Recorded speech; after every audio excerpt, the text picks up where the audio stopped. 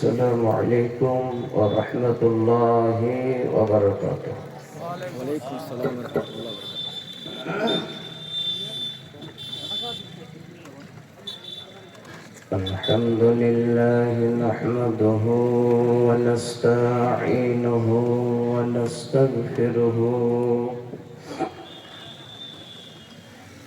ونعوذ بالله من شرور أنفسنا ومن سيئات أعمالنا.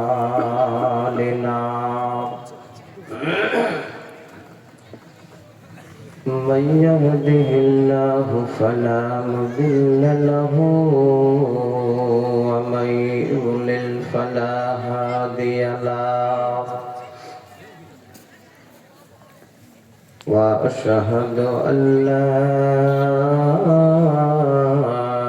إله إلا الله وحده لا شريك له وأشهد أن محمدا عبده ورسوله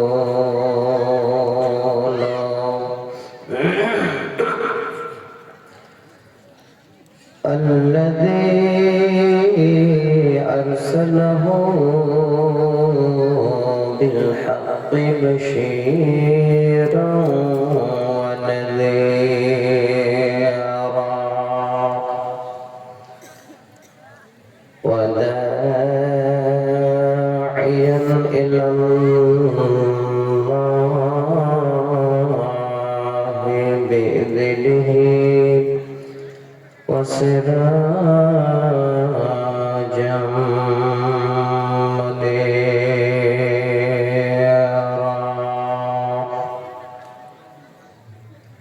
أعوذ بالله من الشيطان الرجيم. بسم الله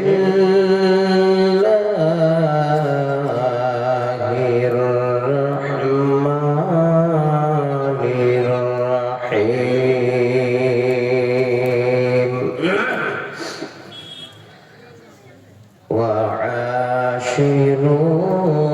وعاشروهن بالمعروف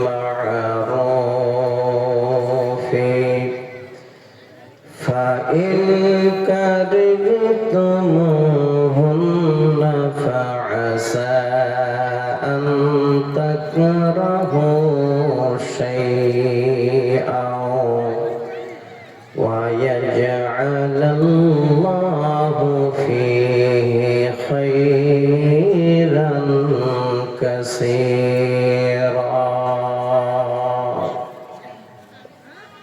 وقال النبي صلى الله عليه وسلم اثنان لا تزابج صلاتهما رؤوسهما عبد أبقى من مواليه حتى يرزعا وامرأة عاست جوزها حتى ترضعا. قال رب اشرح لي صدري ويسر لي أمري واحلل عقدة من لساني يفقه قولي. اللهم ربي زدني علما اللهم ربي زدني علما. অমন ঘুমায় না রে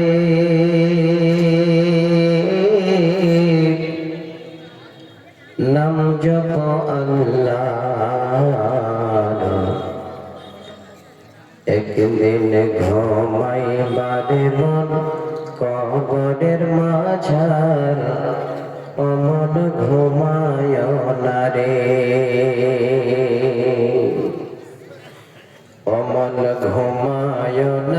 রে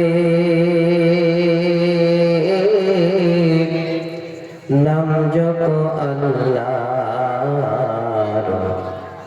একদিন ঘুমাইবারে মন কবরের মাঝার অমন ঘুমায় না রে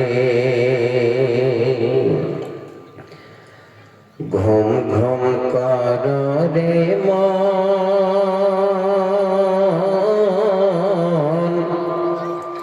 ঘুমাবার লাগিয়া একদিন ঘুমাইবারে মন জিন্দেগির লাগিয়া অমন ঘুমায় না রে অমন ঘুমায় না রে নাম জপ আল্লাহর একদিন ঘুমাইবারে মন কবরের মাঝার অমন ঘুমায় না রে উপস্থিত সুনামধন্য সুযোগ্য সম্মানিত সভাপতি সাহেব মঞ্চে উপবিষ্ট আমার বন্ধুবর্গরা সম্মুখে বসে থাকা অত্র এরিয়া থেকে আসা সকল হিতাকাঙ্ক্ষী বয়োজ্যেষ্ঠ বৈকনিষ্ঠ শ্রোতা মণ্ডলী কিছুটা পর্দার ভিতরে বসে থাকা অত্র এলাকা থেকে আসা আমার মা খালা বোন ও বোনান্নেরা সর্বাগ্রে সে রব্বুল আলামিনের দরবারে শুকরিয়া জ্ঞাপন করি যিনি আল্লাহ একই জায়গায় এই কয়েকদিনের আগে পিছে এই সবের মধ্যে দুইটি জালসা শোনার সুযোগ দিয়েছেন সে আল্লাহর দরবারে অন্তরের অন্তরস্থল থেকে একবার শুকর গুজার করি পুরুষেরা উচ্চ সুরে মায়েরা মনে মনে একবার পড়ি আলহামদুলিল্লাহ দরুদ ও সালাম অবতীর্ণ হোক নবী কুলের শিরোমণি নবী মুহাম্মদ রাসূলুল্লাহ সাল্লাল্লাহু আলাইহি ওয়াসাল্লামের উপর আল্লাহুম্মা আমিন আল্লাহুম্মা সাল্লি আলাইহি আল্লাহুম্মা বারিক আলাইহি ব্রাদার ইসলাম আপনারা সবাই অবগত আছেন এই জালসা সম্বন্ধে মক্তব সম্বন্ধে আলেম ওলামা সম্বন্ধে আমরা দুইজন আজকে হয়তো আপনাদের অত এলাকার মাওলানা সাহেব এসেছি আপনারা ডেকেছেন সব থেকে গর্বের বিষয় হলো আজকে জালসার যিনি হলেন সভাপতি তিনি হলেন অনেক বড় মাপের একজন মানুষ যিনি মদিনাতে আল্লাহ নবীর দেশে জন্মভূমিতে প্রায় 16 থেকে 20 বছর মনে হয় উনি ওখানে ছিলেন কত ভাগ্যবান তো সেই লোকটাকে আজকে আমরা পেয়েছি তার জন্য আসলে আমরা একটু গর্বিত তো আমি আপনাদের কাছে অনুরোধ করছি শোনার নিয়তে যদি আপনারা এসেছেন কিছু কথা আমি আপনাদের সামনে বলবো এর আগেও আপনাদের সামনে অনেক কথা আমি বলে গেছি চেষ্টা করব আজকে ইনশাআল্লাহ আপনাদের সামনে কিছু ঠিক ওইভাবে গুচ্ছিত কিছু কথা বলে আপনাদের কাছ থেকে বিদায় নেওয়া যেমন আজকে আমার এই স্টেজে আসার প্রারম্ভে আপনারা হয়তো মনে মনে ভাবলেন যে নুরুল মাওলানা সাহেবের বক্তব্য শুনছিলাম উনি মনে হয় এটা নয় আসলে আমি একটু অসুস্থ ছিলাম 4 দিন ধরে যদিও বলি না কোনোদিন আজকে একটু বললাম আপনাদের আল্লাহ যদি আমাকে বলার তৌফিক দেন আল্লাহ যদি জবানটাকে আমার খুলে দেন আমি ইনশাআল্লাহ এর আগেও যেভাবে আপনাদের শুনিয়ে গেছি চেষ্টা করব আজকে শুনিয়ে যাওয়ার বেশি না হলো 1.5 ঘন্টা আপনারা যদি থাকেন তাহলে কিন্তু আজকে আমার আশাটুকু পূরণ হয়ে যাবে ইনশাআল্লাহ তবে বলবো যারা দাঁড়িয়ে আছেন ভাই, যদি একটু বসে যেতেন ভালো লাগতো।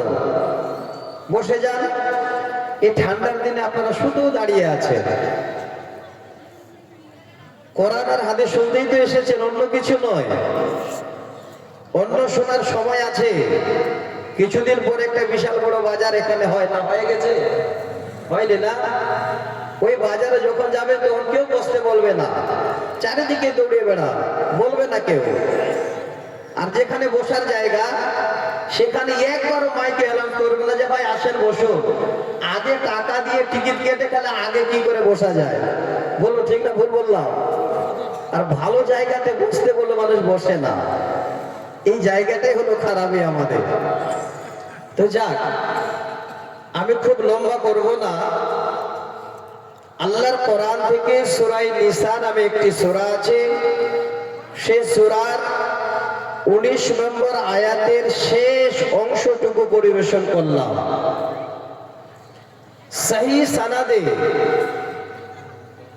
আপনাদের সামনে একটা আমি হাদিস উল্লেখ করেছি, মুসনাদ আহমদে হাদিসটা আছে এবং নাসিরউদ্দিন আলবানী হাদিসটাকে সহি বলেছেন। সেই হাদিস থেকে এক লাইনের ছোট্ট একটা হাদিসের ইবারত আমি আপনাদের সামনে তুলে ধরেছি। তো আমার দিনী বন্ধু, আপনাদের সামনে যে কয়েকটা কথা আমি তুলে দেব, সেই কথাগুলো শোনার জন্য যারা এসেছেন, যদি ঠিক মতো শুনে আমরা যেতে পারি আর আল্লাহ যদি আমাদের দ্বারা ঠিক মতো বলা করিয়ে নেন, তাহলে আমাদের জীবন ইনশাআল্লাহ ধন্য হয়ে যাবে। কারণটা হলো, আমাদের এই পার্থিব জগতে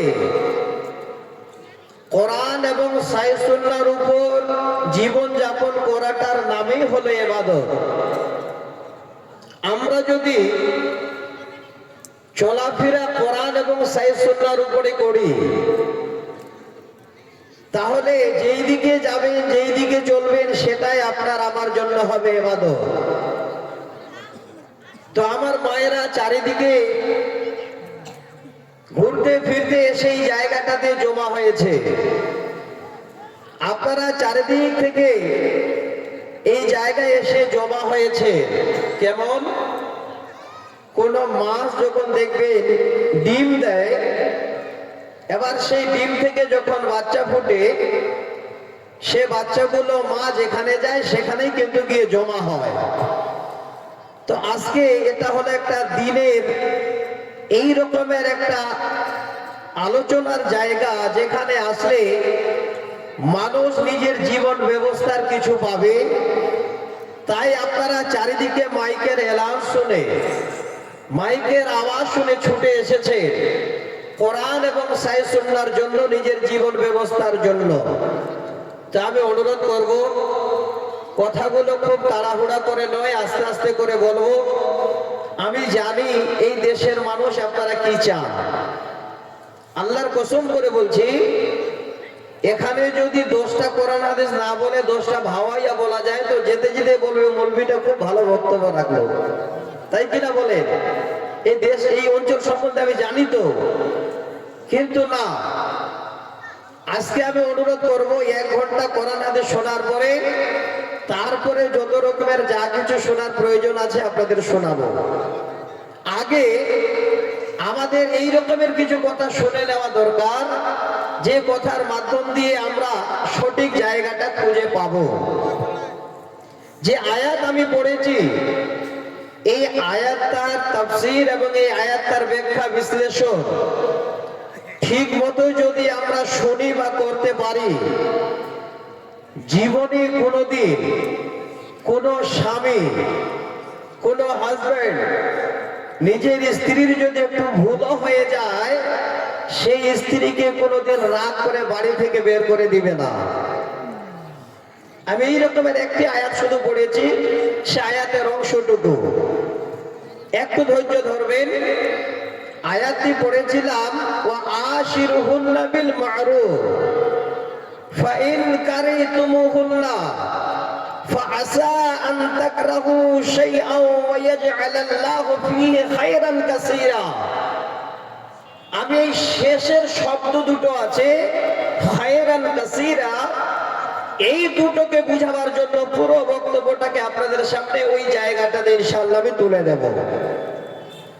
আমার মায়েরাও খুশি হবেন, যে মায়েরা অনেক স্বামীকে অত্যাচার করেছেন, স্বামীর কথা হয়তো শুনে খুব ঝাঁঝালো রাগ দেখিয়েছেন, স্বামীকে নানান ধরনের গালি দিয়েছেন, ওই মায়েরাও কিন্তু আজকে যদি কিছু কথা আমার আগে শুনে যায়, ওনারাও শান্ত হবেন।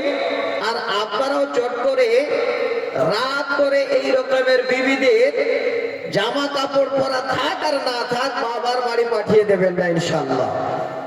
এই জায়গাটা যদি আমরা একটু ঠিক মতো করে বিবেচনা করতে পারি, তবে আলোচনায় আসছি। আসার আগে প্রাথমিক অবস্থায় আমি ছোট ছোট করে 2-4-5টা কথা আপনাদের বলি। পৃথিবীর বুকে আল্লাহ পাক আমাদের এই জীবন ব্যবস্থার জন্য অনেক কিছু দিয়েছে।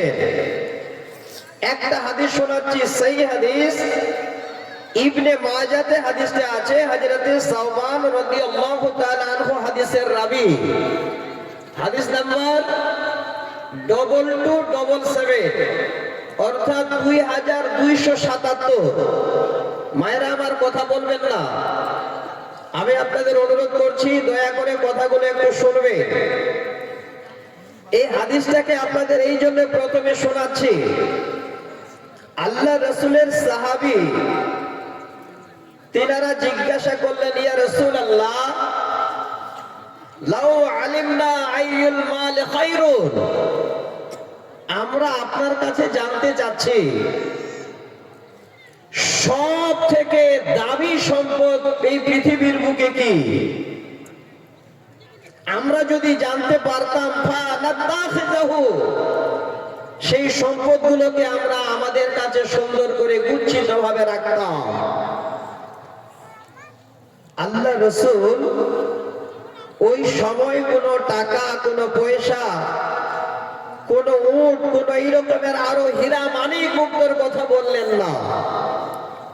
আল্লাহ রাসূল 3টি জিনিসের কথা বললেন, ভালো করে শুনবেন কত দামি। নবীজি বলেন, ফাকালা আফজালুহু লিসানুল যাকিরুন, ওরে আমার সাহাবীরা, এই 3টির মধ্যে 1 নাম্বার হলো সব থেকে দামি সম্পদ, সব থেকে মূল্যবান সম্পদ, যে জবান দ্বারায়, যে জিহ্বা দ্বারায়, যে জিভ দ্বারায় আল্লাহ রাব্বুল আলামিনের বেশি বেশি জিকির করা হয়, সেই জিভটা হলো পৃথিবীর সব থেকে অতি উত্তম সম্পদ। টাকা পয়সা নয়, গরিব দুঃখী, শিক্ষিত অশিক্ষিত সকলের কাছে আল্লাহ পাক এই সম্পদ দিয়েছে। তবে হে, পৃথিবীর সবাইকে সম্পদ আল্লাহ দেননি। আমি আমার চোখেই দেখেছি, 2 জন মেয়েকে আমাদের গ্রামে আসছিল, তারা কথা বলতে পারতো না, কাগজে লিখে নিয়ে এসেছে, আমরা 3 বোন একই হালাত।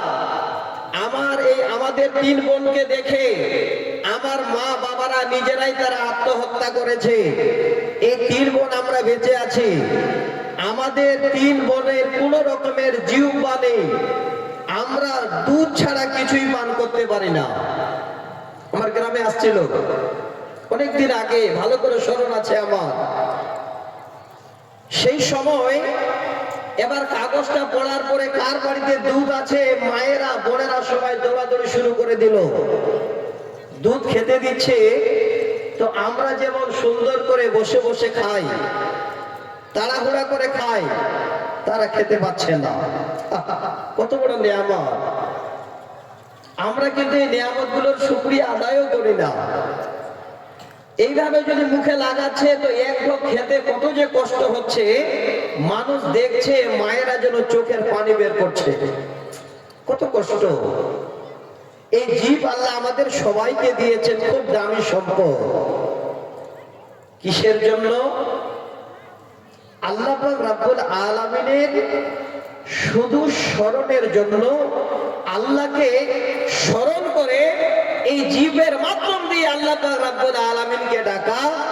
এই রকমের যদি আমরা এই জীবটাকে ঠিক জায়গায় ব্যবহার করি, তাহলে আল্লাহ রাসূল বলছেন সব থেকে দামি সম্পদ হলো তোমাদের জন্য এই জীব।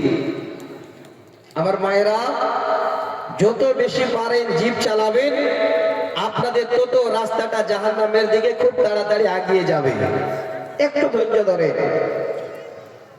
আল্লাহ রাসূল তারপরে বলছে, ওরে সাওবান, শুধু আমি এই জীবের কথা বলে ছেড়ে দিলাম তা নয়, দ্বিতীয় নম্বরে হলো ওয়া কালবুন শাকিরুন, হৃদয়কৃত অন্তর। যে হৃদয়, যে অন্তর অল্পতে আল্লাহ রাব্বুল আলামিনের শুকরিয়া আদায় করে। আজকে সবাই এখানে আছি, আজ থেকে 20 বছর আগে এলাকাতে হাহাকার পড়েছিল। মাটির ঘরে শুইতে শুইতে কত যে আমরা সময় পাস করেছি। একবার ঘুরে দেখেন গ্রামগঞ্জে মাটির ঘর আর খুঁজে পাওয়া যায় না। আল্লাহ পাকের একটু শুকরিয়া আদায় করতে শিখি। শুধু টাকা পয়সায় দামি তা নয়, আল্লাহ যে আমাদের এই দিল দিয়েছেন, হৃদয় দিয়েছেন, কাল্প দিয়েছেন, এটাও হলো সব থেকে দামি সম্পদ আল্লাহর কাছে। এই জন্য আল্লাহ রাসূল দ্বিতীয় নম্বর বললেন ওয়া কালবুন শাকিরুন, শুকরকৃত হৃদয়। যে হৃদয় অল্পতে সন্তুষ্ট হয়ে আল্লাহর শুকরিয়া আদায় করে, সেই হৃদয়টা হলো সব থেকে আল্লাহর কাছে অনেক দামি সম্পদ। এবার নাম্বার 3 নম্বরে নবীজি বলেন, ওরে আমার সাহাবীরা, 3 নাম্বার হলো ওয়া জাওজাতুন মুমিনাতুন তুইনু আলা নাওয়াই, তুইনু আলা ঈমানিহি। 3 নাম্বার হলো যাদের ঘরে মুমিনা বিবি আছে, আল্লাহওয়ালি বিবি আছে, আর সেই বিবি তার স্বামীকে যথেষ্ট হারে ঈমানের সাহায্য করে। হে মায়েরা আমার, আজকের দিনে আপনাদের এই শব্দটাকে একটু আমি স্মরণ করে রাখতে বলছি। এবার পৃথিবীর বুকে তিনটি দামি সম্পদের খবর নবী দিলেন। 1 নাম্বার হলো এই জবান, যে জবান দ্বারা আল্লাহকে ডাকা হয়, আল্লাহর জিকির আজগার করা হয়। দ্বিতীয় নাম্বার, যে হৃদয় দিয়ে আল্লাহ রাব্বুল আলামিনের শুকর আদায় করা হয়। এবং তৃতীয় নম্বর হলো যাদের ঘরে এই রকমের মুমিনা বিবি আছে, যেই বিবি নিজের স্বামীকে ঈমানের সাহায্য করে। সব থেকে দামি মাল, দামি সম্পদ হলো এই 3টি। আশা করি এই তিনটি সম্পদ আল্লাহ আমাদের দিয়েছেন। আমার মা, হে বোন, আগে আপনাদের আমি উদাহরণ দিচ্ছি, খুব ভালো করে শুনবে। আপনাদের মতো একজন মহিলা যার জীবন একদম ছোট থেকে শুরু হয়েছে, এই রকমের একটা সুন্দর জীবন ব্যবস্থা তিনার আমরা জানতে পারি, যার আদর এবং ভালোবাসা, স্নেহ, মায়া, মমতা পেয়ে এত সুন্দর বড় হয়ে পৃথিবীর সমস্ত নারী কুলের মধ্যে নয়, পৃথিবীর যত নারী পুরুষ আছে যে যেখানে, সকলের কাছে তিনার সেই কথাটাকে পৃথিবীর মানুষের কাছে যেন হাদিসের মাধ্যম দিয়ে পৌঁছে দেওয়া হয়েছে। আমি শোনাচ্ছি একটা করে, তাড়াহুড়া করে নয়। যদি 1.5 ঘন্টা সময় লাগে, আজকে 2 ঘন্টা লাগিয়ে দেবো, অসুবিধা নেই। আপনারা যদি থাকেন, এর আগে জালসা করেছিলাম, আপনাদের মন ভরে নিয়ে আমি শুনেছিলাম। আপনারা বলছিলেন মৌলানা ছেড়ে দিলেন, আমরা তো বসে আছি। আজকে আপনারা যদি বসে থাকেন তো আমিও ইনশাল্লাহ থাকবো, খালি উঠে যাবেন না। আমি শুরু করলাম সবে মাত্র। এবার সেই মহিলা পৃথিবীর বুকে এই রকমের ইতিহাস দিয়ে গেছেন, যেই ইতিহাস পৃথিবীর মানুষ নারীকুল থেকে শুরু করে পুরুষ পর্যন্ত সবাই যেন আমরা শুনে এক অপরে যেন আলোচনা নয়, আমরা আমাদের জীবন ব্যবস্থা সেই মতো করতে চাই। শোনাচ্ছি, খুব ভালো করে শুনবেন। আমি হাদিসটা আপনাদের সামনে তুলে দেব। আল্লাহ রাসূল বলছেন, যেদিন আমি মেরাজে গেলাম সেই দিন আমি জান্নাত দেখতে গেলাম, তো জান্নাতি সুন্দর করে যেন কে হেঁটে বেড়াচ্ছে। এবার প্রশ্ন করা হলো তিনি কে? এবার নাম ভেসে আসলে একটা নারী।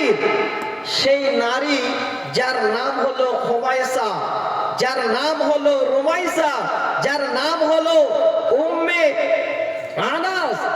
এই রকমের সুন্দর কথা হযরতে নবী মুহাম্মদ সাল্লাল্লাহু আলাইহি ওয়াসাল্লাম তিনি নিজেই যেন বলছেন যে আমি জান্নাতে তার সুন্দর করে চলার আওয়াজ শুনলাম। একটু ধৈর্য ধরবেন। আমার মা, তিনার ছোট জীবনে একটা আদরের নাম ছিল।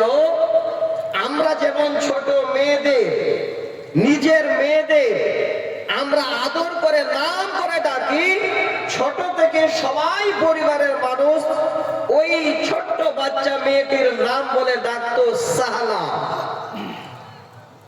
এবার আস্তে আস্তে বড় হলো, তার আবার একটা নাম যেন সবাই বলতে লাগলো খুমাইসা।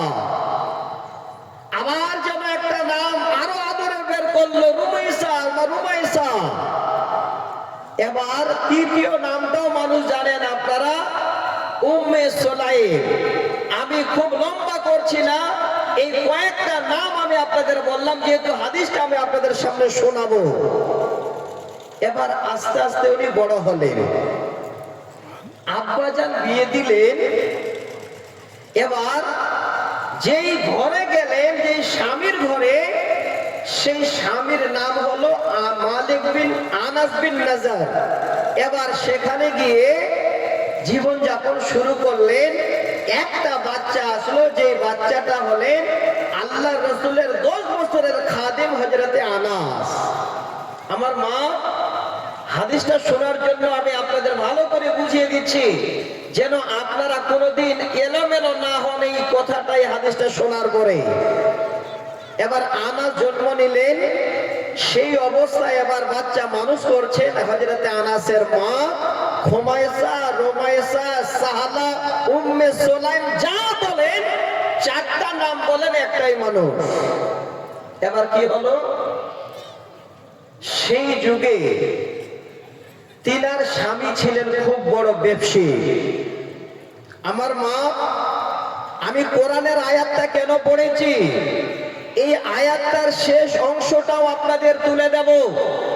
অনেক ভাই আমার আছেন, অনেক বাপ আমার আছেন, আপনারা আপনাদের বিবির যদি এতটুকুন ভুল পান, আপনাদের স্ত্রীর যদি কোনো অন্যায় দেখতে পান, সহ্য করতে পারেন না, মানুষের সামনে আঘাত করেন, মানুষের সামনে গালি দেন, মানুষের সামনে ঘাড় করে বের করে দেন, বাবার বাড়ি যাওয়ার জন্য আদেশ দিয়ে দেন, আপনি একবারও চিন্তা করলেন না এই স্ত্রীর দ্বারাই নিশ্চয়ই কোনো কল্যাণ হতে পারে বা কল্যাণ আছে। এই আয়াতের এই শেষ শব্দটাই আপনাদের তুলে দেব। এই জায়গাটাতে আল্লাহ পাক এই জন্য বলছেন খায়রান কাসীরা, নিশ্চয়ই তার মধ্যে কোনো ভালাই রয়েছে। একটু ধৈর্য ধরেন উভয় মিলে। আমি এবার আপনাকে এই জায়গাটা তুলে দিচ্ছি। ওয়া জাওজাতুম মুমিনাতুন তুইয়িবু আলা ঈমানিহি, এই শব্দটাকে বুঝাবার জন্য। এবার ছেলে মানুষ করার কাম হলো মা। মা সুন্দর করে ছেলে মানুষ করছে, স্বামী ব্যবসায় ব্যস্ত। ইতিমধ্যে এরিয়াতে একটা যেন সুন্দর খবর পৌঁছে গেল। সেই খবরটা হলো, ওরে আল্লাহর বান্দারা, আজকের দিনে যদি তোমরা কেউ কালমা নাসিব হতে পারো, কেউ যদি ইসলাম কবুল করতে পারো, পৃথিবীর বুকে পূর্বে যত গুনাহ করেছো, যত পাপ করেছো, সমস্ত রকমের পাপ আল্লাহ পূর্বের সব ক্ষমা করে দেবেন। এবার ইসলামের দাওয়াত চারিদিকে যেন এবার রমরমা বাজার ছুঁয়ে গেল। স্বামী থাকা সত্ত্বেও সাহলা খুমাইসা ছোট ছেলেটাকে নিয়ে ইসলাম কবুল করে নিয়েছে। আমার মা খালে গল্প শোনার জন্য বলছি না, আপনারা শোনার পরে, এত জালসা শোনার পরে কোন একটা মা কোরআন এবং হাদিস মেনে নিয়ে জীবনে রকমের পরিবর্তন হয়ে আপনি নিজে নিজের বাড়িটাকে একবার কন্ট্রোল করে যদি নিতে পারতেন, তাহলে কোরআন শুনে আজকে আমাদের অনেক লাভ হতো। বর্তমানে আমাদের শোনা হচ্ছে, কিন্তু আমরা ভিতরে কথাগুলো নিয়ে যেতে পারি না। দেখেন, আপনাদের মতো একজন মেয়ে মানুষ স্বামী থাকা সত্ত্বেও ছেলেকে নিয়ে ইসলাম কবুল করে নিল। খবর চলে গেল স্বামীর কানে। হযরতে মালিক আনাস বিন নাজার রাগ করে বাড়ি আসলো। এসে রাগ দেখাচ্ছে, ওরে বিবি, আমি তোমাকে খাবার ব্যবস্থা দিই, আমি তোমাকে জামা কাপড় দিই, তুমি আমার ঘরে বসবাস করো। এতগুলো করার পরেও আজকে তুমি এরকমের একটা নতুন ধর্মে ধর্মান্তরিত হয়ে গেলে, যে ধর্ম আমরা কোনোদিন মানতে পারি না, যে মুহাম্মদ বিন আব্দুল্লাহর কাছ থেকে আমরা দূরে সরে থাকি, আবার তার কথা মতো তুমি ইসলাম কবুল করে নিয়েছ। আমি তোমার স্বামী, তোমাকে বলছি রে বিবি, যদি তুমি ইসলাম ছেড়ে না দাও, আমি তোমার স্বামী তোমার সঙ্গে জীবন যাপন করব না। কে তোমাকে খাবার দেবে, কে তোমাকে কাপড় দেবে, কে তোমাকে এরকমের আমার মতো আদর স্নেহ দেবে? তুমি যদি ইসলাম থেকে ফিরে না আসো, আমি তোমাকে তোমার ছেলেকে রেখে একা একা আমি যেন বাড়ি থেকে বের হয়ে যাব। শাস্তি দেওয়ার জন্য অনেক বাবা মার আছে হট মেজাজি। মানুষ সুসাইড কখন করে জানেন? যাদের হট মেজাজ। মানুষ খারাপিতে তখনই পড়ে যখন রাগ ঠান্ডা করতে পারে না। হাদিসে আসছে, লাইসা সাদীদু বিসুরাতে ইন্নামা সাদীদু ইনদাল গাযা। কেউ রেগে গেল, কাউকে এই রকমের একদম ধরাশায়ী করে ফেলে দিল, সে বড় যেন যোদ্ধা নয়, সেই হলো সব থেকে বড় যোদ্ধা। যে রাগ উঠে গেল আর ওই সময় রাগটা কন্ট্রোল করে নিতে পেরেছে, সেই হলো পৃথিবীর বুকে সব থেকে বড় যোদ্ধা। রাগ উঠে গেল, বিবিকে মেরে দিলেন, ঘাড় ধরে বের করে দিলেন, কিন্তু আপনি নিজেরটা ভাবলেন না, এটা কোনোদিন করতে যাবেন না। দেখেন, এই কথাটা আমি আপনাদের সামনে তুলে দিচ্ছি। আমি আজকেই খুব ভালো করে হাদিসটাকে দেখেছি, ফলো করেছি, আমি নোট করে নিয়েও এসেছি আপনাদের জন্য। আমি জানি এই এলাকাতে আমার দুটো জালসা আছে, এই দুটো জালসার মানুষ যে যেখান থেকে আসুক, যদি কেউ মাওলানা নুরুল ইসলাম রাহিমিকে ভালোবেসে থাকেন, তাহলে ওনারা নাম শুনে চলে আসবেন। আর আমি আপনাদের কোন সময় এতটুকু সময় ফাঁকি দিতে চাইব না। আমি জানি যে আপনারা এরিয়ার মানুষ কিছুটা আমার কথা শোনেন, এটা আমার বিশ্বাস আছে। এই জন্য দেওয়ার জন্য আপনাদের কাছে কষ্ট করে নিয়ে এসেছি। একটু নেবেন, ধৈর্য ধরুন। আমার মায়েরা তো একটাও যাবে না, আমি জানি, কারণ মায়েরা যে স্বামীর হাতে কিছুটা খায়, বুঝলেন, জানে যে আজকে আমাদের জন্য কত ভালোই বলবে না। মা, আপনারা যদি এই জবানটাকে কন্ট্রোল করতে পারেন, তো আপনার স্বামী বছরে 4টা শাড়ি দিত, আরো 2টা বাড়িয়ে দেবে, আল্লাহর কসম বলছি। আর জবানটাকে যদি কন্ট্রোল না করতে পারেন, তাহলে বছরে দুবার বাবার বাড়ি যেতেন, আরো 4 বার বাড়িয়ে দেবে, একটু ধৈর্য ধরবে। এবার কি হলো, ওই সাহালা, ওই খমাইসা কত বড় আল্লাহ প্রেমী, কত বড় নবীর প্রেমের পাগল, নিজের ছেলেকে বুকে ধরে স্বামীকে জবাব দিচ্ছে, ওগো স্বামী যান, আপনি রাগ করে যাচ্ছেন বটে, কিন্তু এটা কোনদিন যেন না ভাবেন আপনার রাগ করে যাওয়া, আমাকে খাবার ব্যবস্থা না দেওয়া, জামা কাপড় না দেওয়ার কারণে আমি ইসলাম ছেড়ে আবার যেন মুরতাদ হয়ে যাব, এই রকমের কোনদিন আশা করেন না। এবার স্বামী যেন রাগ দেখিয়ে বাড়ি থেকে বেরিয়ে যায়। আস্তে আস্তে আস্তে আস্তে সময় পাস হয়ে যায়। হঠাৎ করে খবর এসে গেল, যে স্বামী নিজের বিবি বাচ্চাকে ছেড়ে বেরিয়ে গেছে, কিছুদিন বাদে বিশাল বড় বেমার হয়ে চিরজন্মের মতো সে বিদায় নিয়ে নিয়েছে। স্বামী মারা গেল। এখানে একটু মশলা আপনারা ভালো করে শিখে নিন। আমার মাদানী ভাই চলে গেলেন, না হলে আরো ভালো করে বুঝিয়ে দিতে। এই দুটো জিনিস মাথায় রাখবেন, যদি না হয় তো কানটা কেটে দেবেন। যেই ঘরে স্বামী থাকে না, ওই স্ত্রীরা বেশি এখন বর্তমানে মরলি করে। একটু হামু বলা যাবে কথাটা ভাই? যেই ঘরে স্বামীরা বিবিকে ছেড়ে দিয়ে দিল্লিতে ইনকাম করার জন্য যায়, স্বামীর পয়সা পেয়ে ওই বিবিরা, যারা 1 মাসও কোনোদিন কুশমন্ডি যেত না, সপ্তাহে এবার 1 দিন না হলে 2 দিন যায়। কথাটা মিলিয়ে নেবে। হে মা, রাগ করবেন না, আমি আপনাদের দেওয়ার জন্য আগেই বলছি কথাগুলো, প্রত্যেকটাতে খুব দামি দামি কথা আপনাদের তুলে দেব, খালি মিলিয়ে নেবেন। এবার স্বামী মারা গেল, এই সময় সাহালা, এই খমাইসা, উনি ইচ্ছা করলে এবার ফেরিয়ালার মতো ঘুরে বেড়াতে পারতেন, পারতেন কিনা? পৃথিবীর নারীদের এবার শিক্ষা দিচ্ছে। হযরতে খমাইসা বলেন, আমার স্বামী মরার খবর যখনই আমি পেয়ে গেলাম, আমি আমার স্বামীর মরার পরে যতগুলো পালনীয় সব পালন করলাম। আমার ছেলেকে নিয়ে আমি আমার ঘরেই যেন চলাফেরা করি, কিন্তু আমার স্বামী নাই। এলাকার লোকেরা এবার আমার কাছে অনেক সুযোগ নিতে লাগলো। কিসের সুযোগ? খারাপই নয়।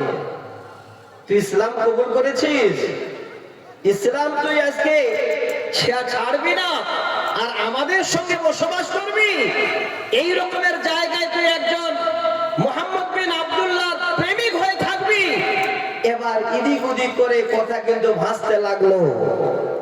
মা জননী, যখন স্বামী থাকে না, যখন আপনার কেউ ডান হাত থাকে না, আপনার অনেক রকমের অনেক কথা আপনার কানে আসে, এটাও মাথায় রাখবেন। ইতিমধ্যে কিছুদিন বাদে ছেলেটাকে সুন্দর করে গুছিয়ে নিয়ে আস্তে আস্তে আস্তে আস্তে বেরিয়ে গিয়ে চলে গেলেন। যেই জায়গায় গেলে আমানে থাকতে পাবেন, শান্তিতে থাকতে পাবেন, নবী মুহাম্মদ রাসূলুল্লাহ সাল্লাল্লাহু আলাইহি ওয়াসাল্লামের এরিয়াতে, এবার সেখানে গিয়ে হাজির। কি নিয়ে গেলেন? কিচ্ছু না, ছেলেটা বুকে ধরেছেন, আর শুধু ঈমানটাকে নিজের হৃদয়ের ভিতরে এত বিশ্বাস করে নিয়ে বেরিয়ে গেছেন যে আল্লাহ, আমার ঈমান আছে মানে আল্লাহ তুমি আমার ব্যবস্থা করে দেবে। এবার বাচ্চাটাকে নিয়ে বেরিয়ে চলে গেছে। ছোট বাচ্চা নিয়ে বসবাস করছে। এরিয়ার মানুষ খবর পেয়ে গেল, অপরূপা সুন্দরী, তিনার জীবনী আমি বলছি না, তিনি ছোট থেকে কিভাবে জন্ম নিলেন, কোন গোত্রে জন্ম নিলেন আমি তাও গেলাম না, আল্লাহ এত রূপ দিয়েছিলেন।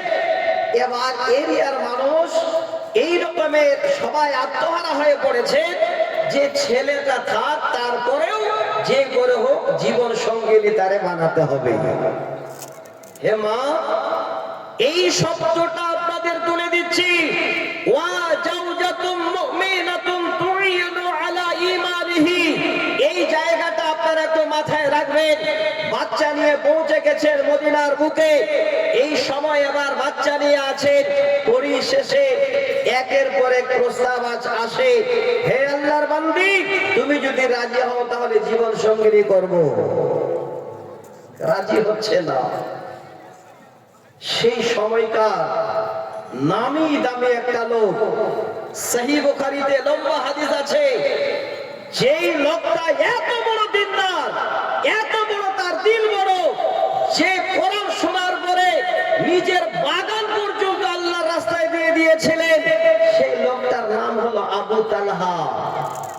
কিন্তু দুঃখের বিষয়, অনেক কিছু থাকা সত্ত্বেও এক নম্বর যেটা দামি সম্পদ তিনার কাছে ছিল না, সেটা হলো ঈমান। সেই সময় আল্লাহ নবীর দুশমন ছিলেন, আল্লাহকে মানতেন না। খবর পেয়ে চলে গেছে, গিয়ে প্রস্তাব, ওরে খুমাইসা, আমি এই এরিয়ার মধ্যে ধনবান ব্যক্তি তোমার কাছে এসেছি, আমার ধনের হিসাব নাই, আমার বাড়ি জায়গা জমির কোনো হিসাব নাই, এত আমাকে ধন দিয়েছেন।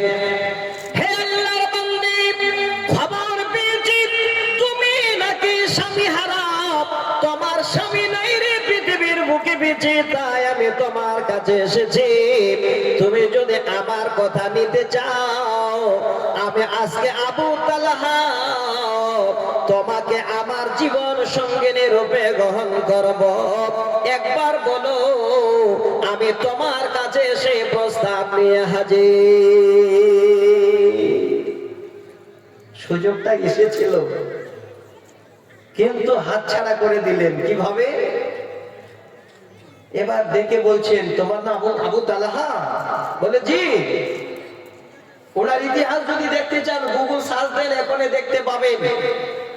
আমি যে হাদিসটা আপনাদের সামনে শোনাচ্ছি, আল্লাহ রাসূল বলছেন, আমি শুনতে পাচ্ছি সেই আল্লাহর জান্নাতে হাসাফাতান এই রকমের একটা যেন আওয়াজ হচ্ছে। আমি জিজ্ঞাসা করলাম সে আওয়াজটা কার? উত্তর আছে সেটা সেই খুমাইসা, সেই রুমাইসার আওয়াজ, যে পৃথিবীর বুকে একটু আমল করছেন, কিন্তু তার ঠিকানা আল্লাহ জান্নাতে দিয়েছে। আমার মা, আজকে জান্নাত আপনাদের হাতের মুঠে যদি ঠিক মতো থাকতে পারে। আবু তালহাকে বলছেন, আমি আপনার বিয়েতে রাজি হব, আপনার ধন মাল টাকা পয়সা দেখে নয়, এক নম্বর সম্পদ যেটা, সেটা হলো আপনি কি ঈমান এনেছেন? বলেন না। বলে তাহলে আমি তোমাকে বিয়ে করব না, তোমার প্রস্তাব আমি নেব না। এবার বুঝেন, আমার মায়েদেরকে বলছি, মা রে, বোনেরা আমার, বাপেরা আমার, সবাই ভালো করে শুনে নেবেন। বর্তমানে এই জিনিসটাকে খুব ভালো করে বুঝে নেবেন। যদি কেউ কোনোদিন কোনো মেয়েকে বিয়ে দিতে যান, কারো বোনকে যদি কোনোদিন বিয়ে দিতে যান, তাহলে অবশ্যই মাল ধন আগে না দেখে, আগে ছেলেটাকে দেখেন, ছেলেটা দিনদার হয়ে কিনা, ইমানদার হয়ে কিনা। এই ছেলেটার ধন মাল দেখে কোন রকমের লাভ নাই। ইতিহাস আপনাদের এরিয়াতে পড়ে আছে, অনেক অনেক ধন মাল দেখে মেয়ে বিয়ে দেওয়ার পরে সেই মেয়েরা যেন শান্তিটাও স্বামীর বাড়ি খেতে পায় না। নাই? দুঃখের খবর দিচ্ছি একটা আপনাদের। আমরা একসঙ্গে পরীক্ষা দিয়েছিলাম আপনাদের করঞ্জিতে। আমি খবরটা জানি না গো, এই যে ইমদাদ মাজাহারি আমার আগে বক্তব্য রাখলেন, একসঙ্গে জালসায় যাচ্ছে সেদিন ট্রেনে, সেদিন আমাকে বললেন, আমি অবাক হয়ে গেলাম।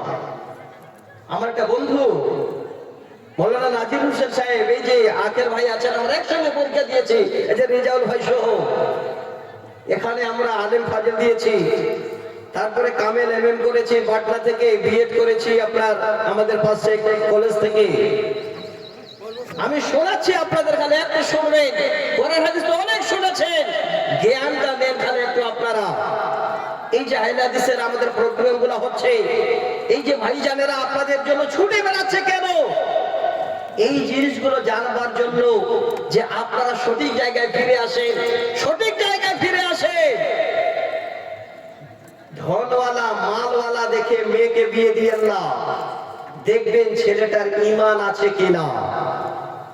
বিশাল বড় বাড়িতে বিয়ে দিয়েছিলেন নাজির ভাই আমার মেয়েটাকে। আমার কষ্ট পাচ্ছে বলতে, যে মেয়েটাকে আমি নিজেও দেখেছি, যে মেয়েটাকে আমি মা বলে ডেকেছি, যে মেয়েটা পড়াশোনা এত ভালো। এই যে কিছুদিন আগে পরীক্ষা হলো 19 তারিখে মেয়েটার পরীক্ষা হতো, মানে পরীক্ষায় পাস করেছিল। এর আগের পরীক্ষাতে 5 to 8 পর্যন্ত পরীক্ষা যে হলো, পাসও করেছিল মেয়েটি। আবার কলেজের জন্য নিট কোয়ালিফাই করেছিল। কত ভালো মেয়ে, একজন আলেমা। আমাকে খবর দিচ্ছে কয়েকদিন আগে, দাদা নাজির ভাইয়ের মেয়েটাকে হত্যা করেছে, মেরে ফেলেছে শ্বশুর বাড়ির মানুষ। কেমন লাগে বলুন? একটাই মেয়ে, মানে বুকটা ফেটে গেল আমার। তো আমি আপনাদের অনুরোধ করছি, দেখে ধন সম্পদ দেখিয়েন না। এই জায়গাটা লক্ষ্য করেন, একজন মেয়ে নির্বাচিত করছে স্বামী কিভাবে। আবু তালহাকে বলে, আবু তালহা আমি তোমাকে স্বামী রূপে গ্রহণ করতে পারি, কিন্তু শর্ত হলো আমি তোমার টাকা পয়সা সম্পত্তি দেখে তোমাকে স্বামী গ্রহণ করব না। তুমি বলো ঈমান এনেছো কিনা, আল্লাহ এবং আল্লাহ রাসূল তোমার হৃদয়ের মধ্যে আছে কিনা। বলে নাই। বলে তাহলে আমি তোমার সঙ্গে সম্পর্ক করব না। রাত করে চলে আসলো। এত টাকা পয়সা, এত বাড়ি গাড়ি, এত কিছু, তারপরেও তোমার তো স্বামী নেই, কেউই নেই, একটা ছেলে নিয়ে এখানে বসে আছো, তারপরে তুমি রাজি হলে না। আমার মা জ্ঞান নেন। আবু তালহা ফিরে গেল, আবার দেখে গেছে, মন মানছে না। দ্বিতীয়বারে আবার এসে হাজির। ওরে খোমাইসা, আমি আবারও আসলাম, যদি আজকে আমার কথা মেনে নাও আমি তোমাকে জীবন সঙ্গিনী বানিয়ে নেব। হ্যাঁ বাবা আমার, মায়েরা আমার, এবার দ্বিতীয় নম্বরে উত্তর যেন একে বুঝিয়ে বলছেন, ওরে আবু তালহা তুমি যদি আমাকে বিয়ে করতে চাও তাহলে তো অবশ্যই তোমাকে মোহরানা দিতে হবে, আমার নামে কিছু তোমাকে সম্পদ দিতে হবে, কিছু দিয়ে যেন মোহরানা বাঁধতে হবে। আবু তালহা তুমি যদি আমাকে জীবন সঙ্গিনী রূপে আজকে নিতে চাও, আমি তোমাকে পরামর্শ দিচ্ছি, শোনো, তোমার 1 টাকাও দিতে হবে না, 1 পয়সাও যেন তোমার লাগবে না। আবু তালহা তুমি ইসলাম কবুল করে নাও। তুমি যদি ইসলাম কবুল করে নাও, ইসলাম কবুল করাই হবে আমার বিয়ের তোমার মোহরানা। আবু তালহা এই সুযোগ আমি একমাত্র তোমার জন্য দিলাম। আবু তালহা আল্লাহ ফিরিয়ে দিলেন, সব ছেড়ে দিয়ে ইসলাম কবুল করে নিলেন, এবার ঈমান নিয়ে আসলেন। হযরতে খোমাইসাকে বিয়ে করলেন। এই শব্দটা আমি আপনাদের কেন শোনালাম? আমার মা জননী, হে বোন, আপনারা এখানে বসে আছেন, দেখেন দামি সম্পদ হলেন আপনারা। আল্লাহ পাকের রাসূল এই জন্য বলছেন, ওয়া জাওজাতুম মুমিনাতুন তুইনু আলা ঈমানিহি, সবথেকে দামি সম্পদ হলো যাদের ঘরে একটা আল্লাহওয়ালি বিবি আছে এবং সেই বিবি নিজের স্বামীকে ঈমানের সাহায্য করে। আমার মা, হে বোন, আজকে আপনারা এতটুকু ঈমানের সাহায্য যদি করতে পারেন, আপনার জান্নাতের রাস্তাটা খুলে যাবে, আপনার জান্নাত যাওয়ার রাস্তা আল্লাহ খুলে দেবেন। একটা হাদিস শোনাচ্ছি, সহিহ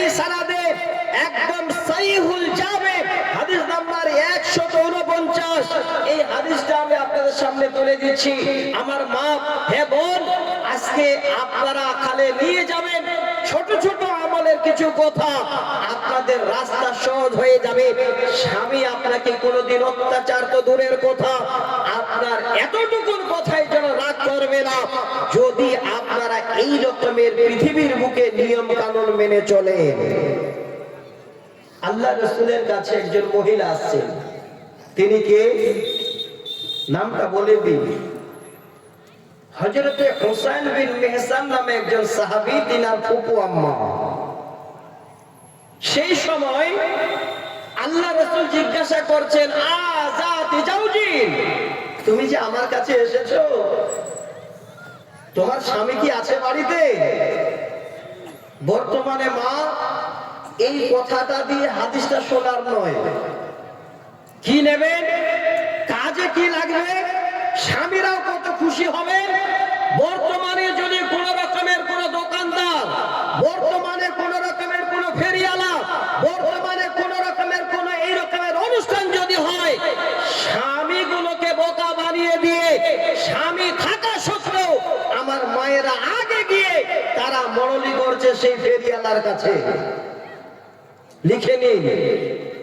আমি আজকে কথাগুলো একটু কড়া করে বলছি, হয়তো আগামী দিনে মায়েরা বলবে যে মুল সাহেবকে ডাকিয়েন না, এই জন্য কড়া বলছি। সব থেকে যেটা খারাপই সেটা হচ্ছে আমার মায়েদের ভিতর থেকে এই দোষগুলো আমি আপনাদের প্রত্যেকটাই তুলে দিচ্ছি হাদিস থেকে। যদি মায়েরা মেনে নেন তো জান্নাতের রাস্তাটা খুলে যাবে। আল্লাহ রাসূলের কাছে গেছেন, তো আল্লাহ রাসূল বলছেন, আযাতি জাওজি, তোমার স্বামী বাড়িতে আছে? বলে, নবী গো আছে। তো বলে, তোমার স্বামী তোমার জন্য কেমন? তখন যদি কালে বলেন, নবী গো আমার স্বামী এমন, আমার স্বামী এমন, এক এক করে তো বড় হয়ে লম্বা লাইন হয়ে যাবে। বেশি কিছু না বলে কি বলছেন, ওগো নবী, আমার স্বামী আমার জন্য কেমন আপনি জানতে চাইলেন। নবী গো, আমার স্বামীর আমি এতটুকু জীবনে কোন রকমের কমতি করি না। যদি ওজোর করার পানির প্রয়োজন পড়ে তো আমি পানি হাজির করে দিই, যদি আর কোন প্রয়োজন পড়ে সব আমি মজুদ রাখি।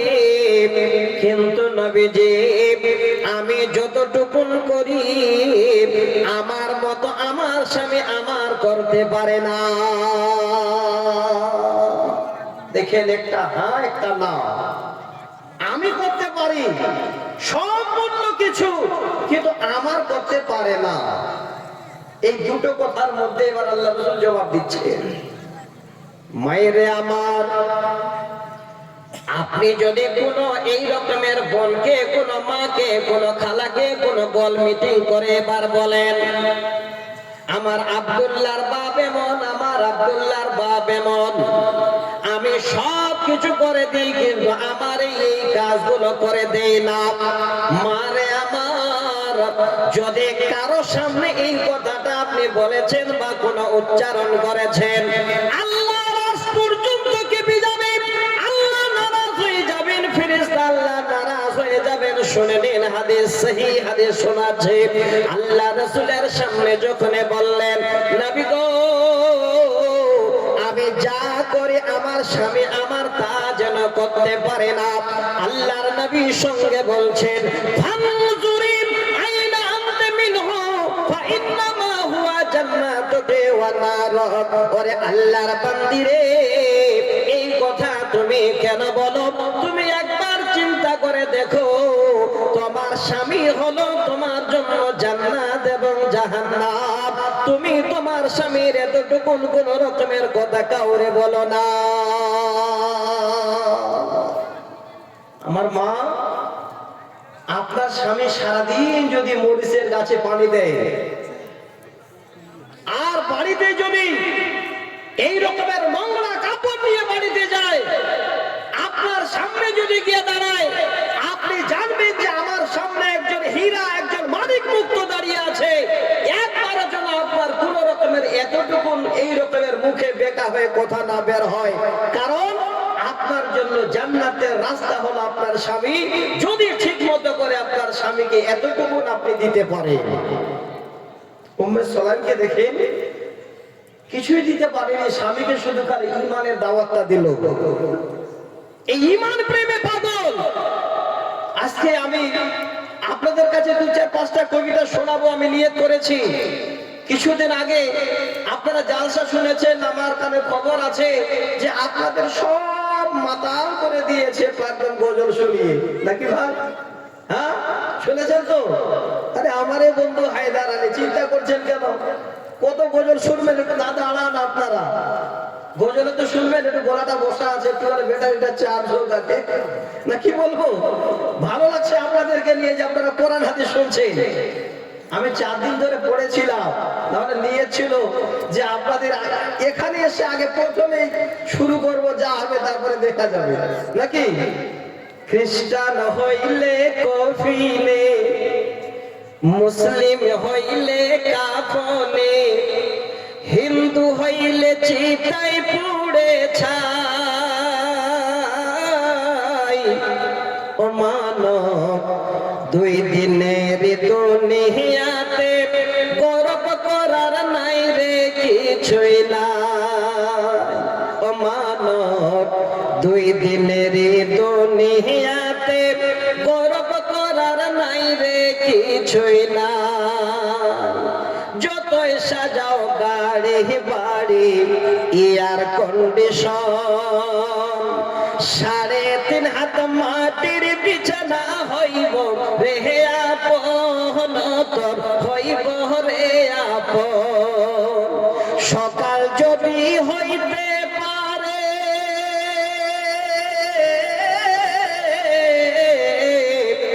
সকাল যদি হইতে পারে, সন্ধ্যা আসবে ভাই।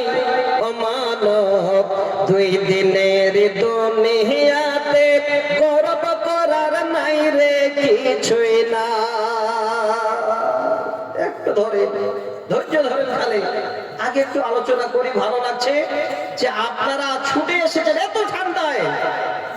এই 2 দিন আগে যে আকাশ ছিল, আমার মনে হচ্ছে একটাও লোক আসতো না। আসতো হয়, আল্লাহ যাকে কবুল করবেন। আজকে সকাল বেলায় সূর্য বেরিয়ে গেছে। আসলে কি অবস্থা আমার হচ্ছে, সারাদিন চলে যাচ্ছে, মানুষ আর বের হয় না বাড়ি থেকে। আল্লাহর কোরআনের এখানে আলোচনা হবে, আল্লাহ এই জিনিসগুলোকে তুলে নষ্ট করবে। মা, শোনাচ্ছি আর একটা কথা আপনাদের, বেশি নয়, একটা করে কথা শোনাই। আল্লাহর কোরআনের ছোট্ট একটা প্রথম আয়াত শোনাচ্ছি। সূরাটার নাম হলো সূরা তাহরিম। আমার মায়েরা যে একটু একটু করে চিমটি কাটে, কিভাবে কাটে তার নিয়মটা এবার একটু বলে দিই। যদি বাড়িতে কারো সতীন থাকে, সতীন বুঝেন কিনা আপনারা? ভাই বুঝেন? কে কে 2টো বিয়ে করেছেন, 3টা করেছেন, হাত দেখা যাবে? তাহলে কি করে বুঝতে পারলেন আপনারা? এমনি শুনেছেন তাই তো? যাক, আমার মা আপনাদের বলছে, রাগ করিয়েন না, যদি থাকে তো মিলেমিশে থাকবেন, লাভ আপনাদের। এই সূরাটার নাম হলো সূরা তাহরিম। তাহরিমের অর্থ হলো হারাম। এবার হারাম কেন হলো? হারামটা কেন হলো? এই জায়গাটা আপনাদের একটু ছোট করে বুঝাই। আমি এবার কাউকে বলছি হাত দেখান তো, চট করে যে বিয়ে করে নেও হাত দেখিয়ে বলছে, তাহলে বুঝা গেল যে 2টা করবে নাকি? যা করিয়েন না, এখনো সময় আছে। শোনাচ্ছি একদম ছোট করে, সহিহ বুখারীর যেটা রাওয়ায়াত সেটা শোনাচ্ছি, অন্য কিছু শোনাবো না। এই জায়গাটাতে আরো অনেক কিছু কথা আছে। আহসানুল বায়ান নামে একটা কোরআনের তাফসীর আছে। ঠোস যেটা সহি কথা সেটাই শুধু এই জায়গাটা মানে তোলানো আছে। আল্লাহ রাসূল বেশিরভাগ আসর নামাজ বাদে নিজের বিবিদের কাছে একটু একটু করে যেতেন। এটা হলো অবশ্যই হক স্ত্রীর, যেহেতু আমাদের 1টা 2টা 3টা 4টা হয়তো কারণ নেই, একটাই যথেষ্ট। হ্যাঁ, আল্লাহ নবী মুহাম্মদ সাল্লামকে হয়তো এই রকমের ব্যবস্থা দিয়েছিলেন। তিনার অনেকগুলো স্ত্রী ছিলেন, সবাই আমরা জানি, অতগুলো ইতিহাস আমি শোনাই না আপনাদের। তো আল্লাহ রসুল আসর বাদে যেতেন। তো একদিন আল্লাহ রসুল এই বিবিদের কাছ থেকে যেতে গিয়ে জায়নাব বিনতে জাহাজের ঘরে চলে গেছে। হযরতে জায়নাব বিনতে জাহাজ রাদিয়াল্লাহু তাআলা আনহা, তিনার ইতিহাস যদি আপনারা একটু কোরআনের সাজদের পেয়ে যাবেন, এবং সুন্দর করে সূরা আহজাবে এই জায়নাব বিনতে জাহাজের জন্য আল্লাহ একদম আকাশ থেকে তিনার বিয়ের ব্যবস্থাও করে দিয়েছে কোরআনে। তো আমি এই জায়গাটা আপনাদের বলেছি, বলবো না। যেতে যেতে যেতে যেতে আল্লাহ রাসূল জায়নাব বিনতে জাহাজের ঘরে গিয়ে মধু পান করছেন। তো এমনি বিবিদের মধ্যে, সতীনদের মধ্যে তো একটু হিংসা হবে নাকি? সতীনের জ্বালা এর আগে শুনেননি কাওয়ালি? আমি শোনাচ্ছি, আগে বলছি কি হলো। আল্লাহ রাসূল জায়নাব বিনতে জাহাজের ঘরে গিয়ে মধু পান করছেন। দুটো কথা বলতে গিয়ে একটু দেরি হয়ে গেছে। আল্লাহ রাসূলের দুইজন স্ত্রী, হযরতে আবু বকরের মেয়ে হযরতে আয়েশা আর হযরতে উমরের মেয়ে হযরতে হাফসা, বাধা বাধা দুইজন মানুষ, তিনারই দুই মেয়ে। এবার হাঁটতে হাঁটতে চলে গেছে আয়েশা হাফসার ঘরে, গিয়ে বলছে, শুনেছো? বলে কি, তোমার কাছে কতক্ষণ ছিলেন আল্লাহ রাসূল? বলে একটু ঢুকলেন আর চলে গেলেন। যে আমার কাছে তাই? বলে দেখো, ওই যে জায়নাব বিনতে জাহাজের ঘরে ঢুকেছে, এখনো বের হয় না। তাহলে হিংসাটা দেখে। আমি কোরআনের তাফসীর শোনাচ্ছি, মা ভালো করে শুনবেন। স্বামীকে ভালো করে রাখেন, জীবনে সতীন হবে না। আর আপনি স্বামীকে উস্কাবেন তো 3টা সতীন পাবেন। এটাই লাভ উপহার আপনাদের। এবার কি হলো, সেই সময় আল্লাহ রাসূলের একটু দেরি হয়ে গেছে। হযরত আয়েশা আর হাফসা তখন বুদ্ধি করে পরামর্শ করে বলছে, ওরে হাফসা, নবী যখন ফিরে আসবেন, আল্লাহর নবীর সঙ্গে যেন কোনো কথোপকথন না হয়, কোন কথা যেন না বলা হয়। তুমিও যেভাবে করবে আমিও সেইভাবে করব। আর যদি নবী তারপরও আমাদের কাছে সেইভাবে কোথায় কোথায় নিতে চান, তাহলে আমরা বলবো, নবী গো, আপনার সঙ্গে আজকে যেন আমরা কথা বলতে পারছি না, বড্ড কষ্ট হচ্ছে। নবীজি, মনে হয় আপনি আজকে মাগাফিরের ফল খেয়েছে। মাগাফিরের ফলটা হলো খুব গন্ধযুক্ত, তবে মদের থেকে মনে হয় একটু কমে হবে নাকি? এবার আল্লাহ রাসূল এবার ফিরে আসছে। স্ত্রীদের সঙ্গে দেখা হলে কে না কথা বলে। হযরত আয়েশাকে তো বেশি ভালোবাসতেন। হযরত আয়েশার কাছে এবার যাচ্ছেন আর ডাক দিয়ে বলেন, আয়েশা, আয়েশা রে। হযরত আয়েশা যখন আওয়াজ শুনে মুখটা বাঁকা করে নিচ্ছেন, নবী চিন্তা করলেন খবর খারাপ। ওরে আয়েশা, তুমি কেন মুখ বাঁকিয়ে নিচ্ছ, কি খবর বলো? বলেন, নবী গো, আমি আপনাকে কি খবর বলবো? আপনার সঙ্গে কথা বলা যাচ্ছে না। মনে হয় আপনি আজকে মাগাফিরের ফল খেয়েছেন। আপনার মুখ থেকে যেন দুর্গন্ধ বের হয়। চট করে বলছে, আমি জানি আমার কথা বিশ্বাস হবে না, যান হাফসার কাছে যান। কিন্তু দুইজনে যে বুঝতে পেরেছেন পরামর্শ কেমন করেছে। এবার নবীজি হযরতে হাফসার যেন আবার কাছে, হযরতে হাফসা রেখে কথা, নবীজি চিন্তায় পড়ে গেলেন। হাফসার আয়েশা দুইজনে একই কথা বলে, তার মানে নিশ্চয়ই মনে হয় আমার মুখের গন্ধ বের হয়। সঙ্গে সঙ্গে আল্লাহর নবী এবার একজন বিবিকে যেন সুন্দর করে গুছিয়ে বলছেন, বিবি রে, শোনো, আমি নবী তোমাকে বলছি, এই কথাটা যেন কারো সামনে প্রকাশ না হয়। আমি শুধু তোমাকে জানিয়ে বলছি, আজ থেকে আমি আর কোনোদিন মধু পান করব না। আমি যেন আজ থেকে করে দিলাম, মধু পান করা বন্ধ করে দিলাম। ভাবলো কাজ হয়ে গেছে। জানে না যে তিনি হলেন মহান মানুষ, যে কোনো প্রয়োজনে আল্লাহ তিনার সঙ্গে কথোপকথন করেন। এই কথাটা যখনই বলা, আরশে আজিম থেকে আল্লাহ পাক ফেরেশতা জিবরাইলকে বলছেন, হে জিবরাইল, তাড়াতাড়ি করে যাও, আমার নবী তার বিবিদের রাজি করার জন্য আমার হালাল বস্তুকে হারাম করে দিয়েছে। আল্লাহর তরফ থেকে কোরআন আয়াত। এবার আল্লাহ ডাক দিয়ে বলছেন কিভাবে? আল্লাহ বলছেন, ইয়া আইয়ুহান নাবিয়্যু লিমা তুহাররিমু মা আহাল্লাল্লাহু লাক তাবতাগি মারদাতা আযওয়াজিকা ওয়াল্লাহু গফুরুর রহিম। আল্লাহ পাক বলেন, হে নবী, আমি তোমার জন্য যে বস্তুকে হালাল করে দিয়েছি, তুমি তোমার বিবিদের রাজি করার জন্য, সন্তুষ্টি রাখার জন্য কেন আমার হালাল বস্তুকে তুমি হারাম করে দিলে? আল্লাহর তরফ থেকে কোরআনের আয়াত অবতীর্ণ হয়ে গেল। আল্লাহ রাব্বুল আলামিন জানিয়ে দিলেন, নবী রে, আজকে তুমি তোমার বিবিদের সন্তুষ্টি লাভের জন্য, তোমার বিবিদের শান্তি রাখার জন্য, তোমার বিবিদের রাজি করার জন্য আমার হালাল বস্তুকে কেন তুমি আজকে হারাম করে দিলে?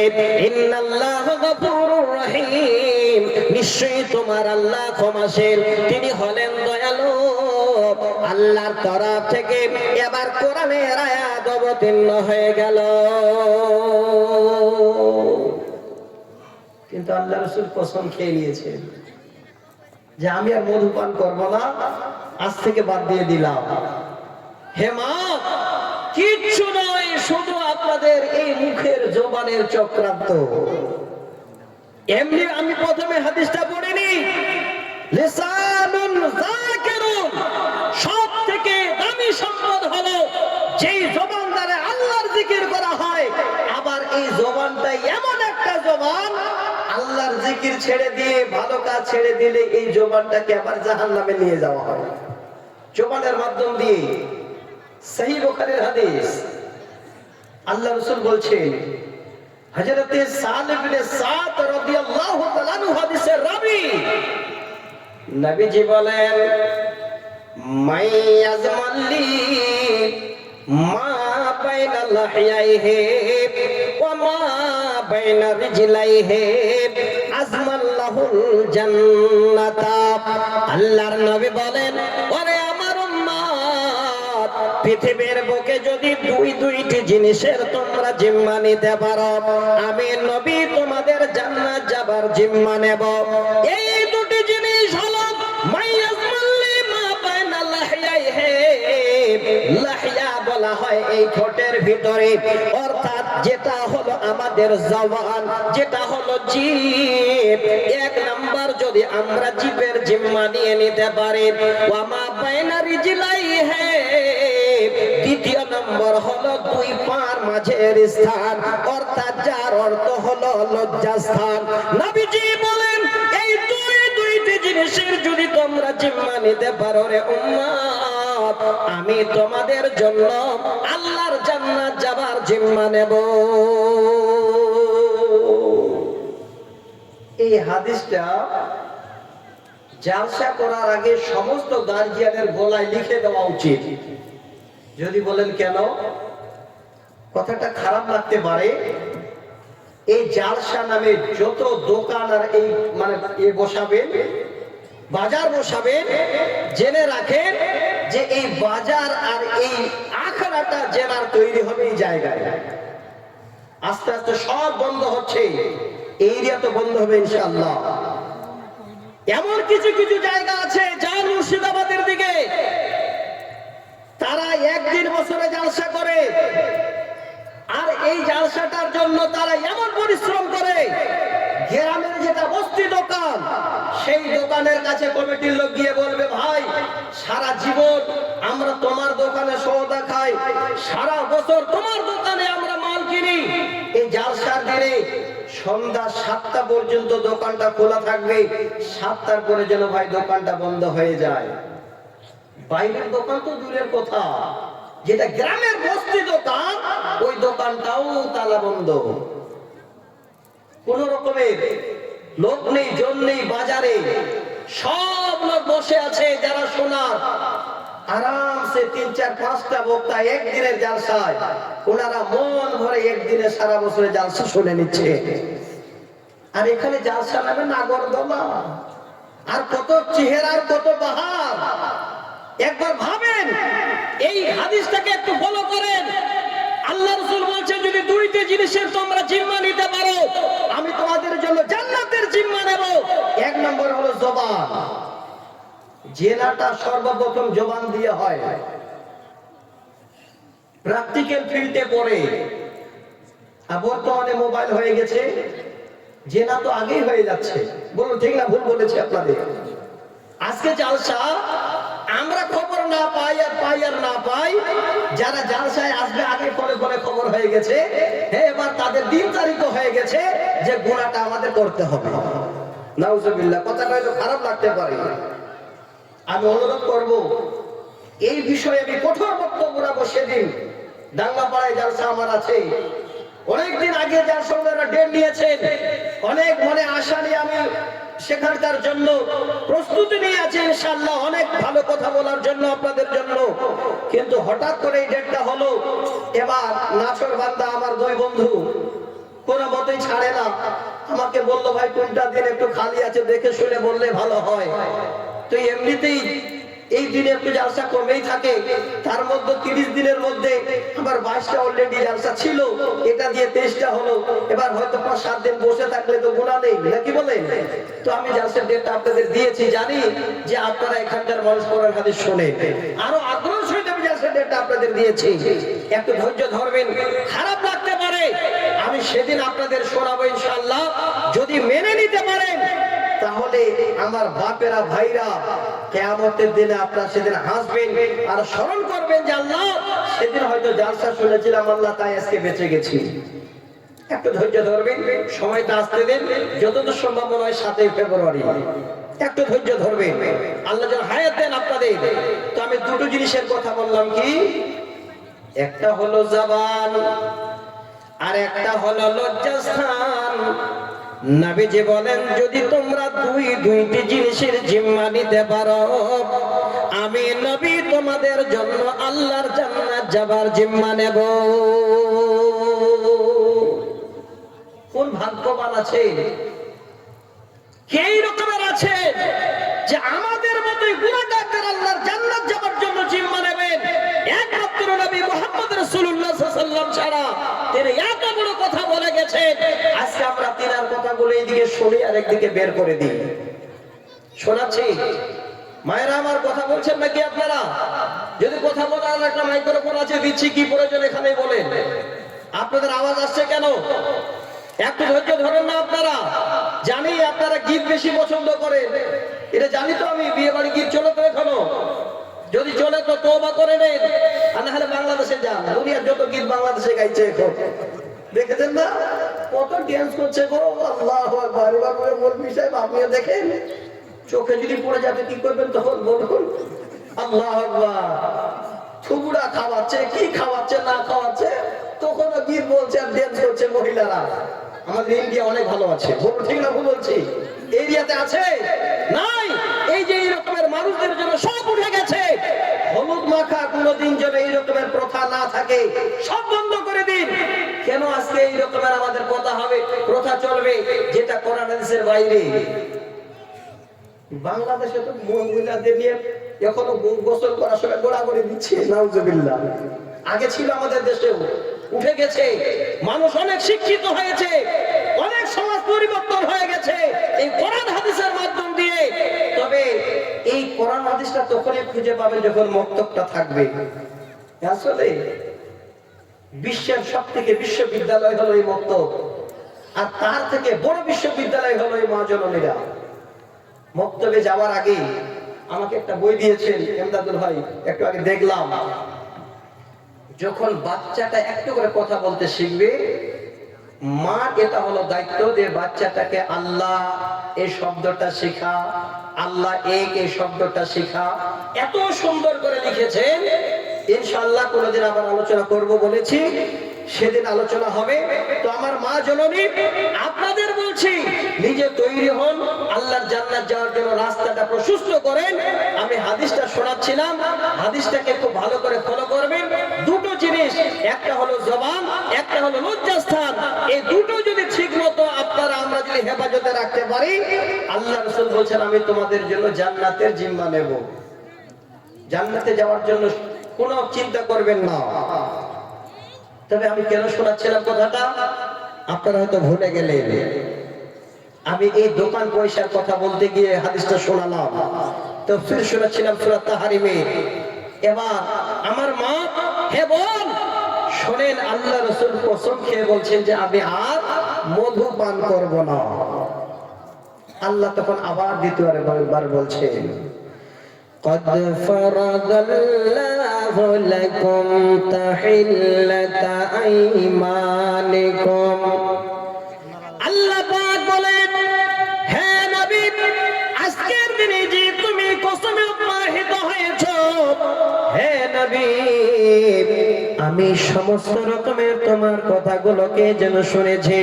তুমি সেই কসমের জন্য এবার তাড়াতাড়ি করে প্রস্তুতি নিয়ে নাও, তার কসমে কাফারা দাও।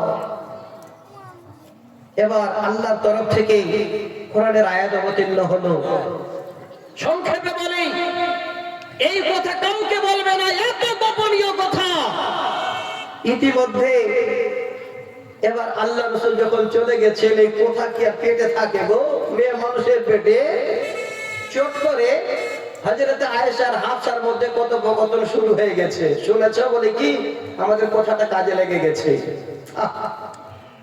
সেই সময় আল্লাহ রাব্বুল আলামিন এবার নবীকে জানিয়ে দিলেন, ওয়া ইদ আসরান নাবিয়্যু ইলা বা'দি আজওয়াজিহি হাদিসা।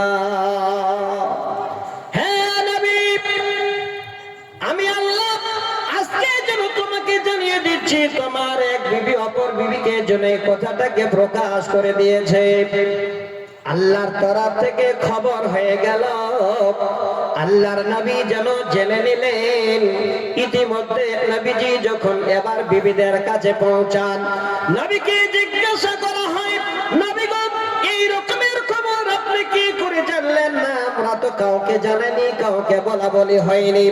নবী বলেন, ওরে আল্লাহর বান্দে, ওরে আমার বিবি শোনো রে, জানাজানি হয়েছে কিনা আমার আল্লাহ সেই কথাটা সম্পূর্ণটাই আমাকে জানিয়ে দিয়েছে।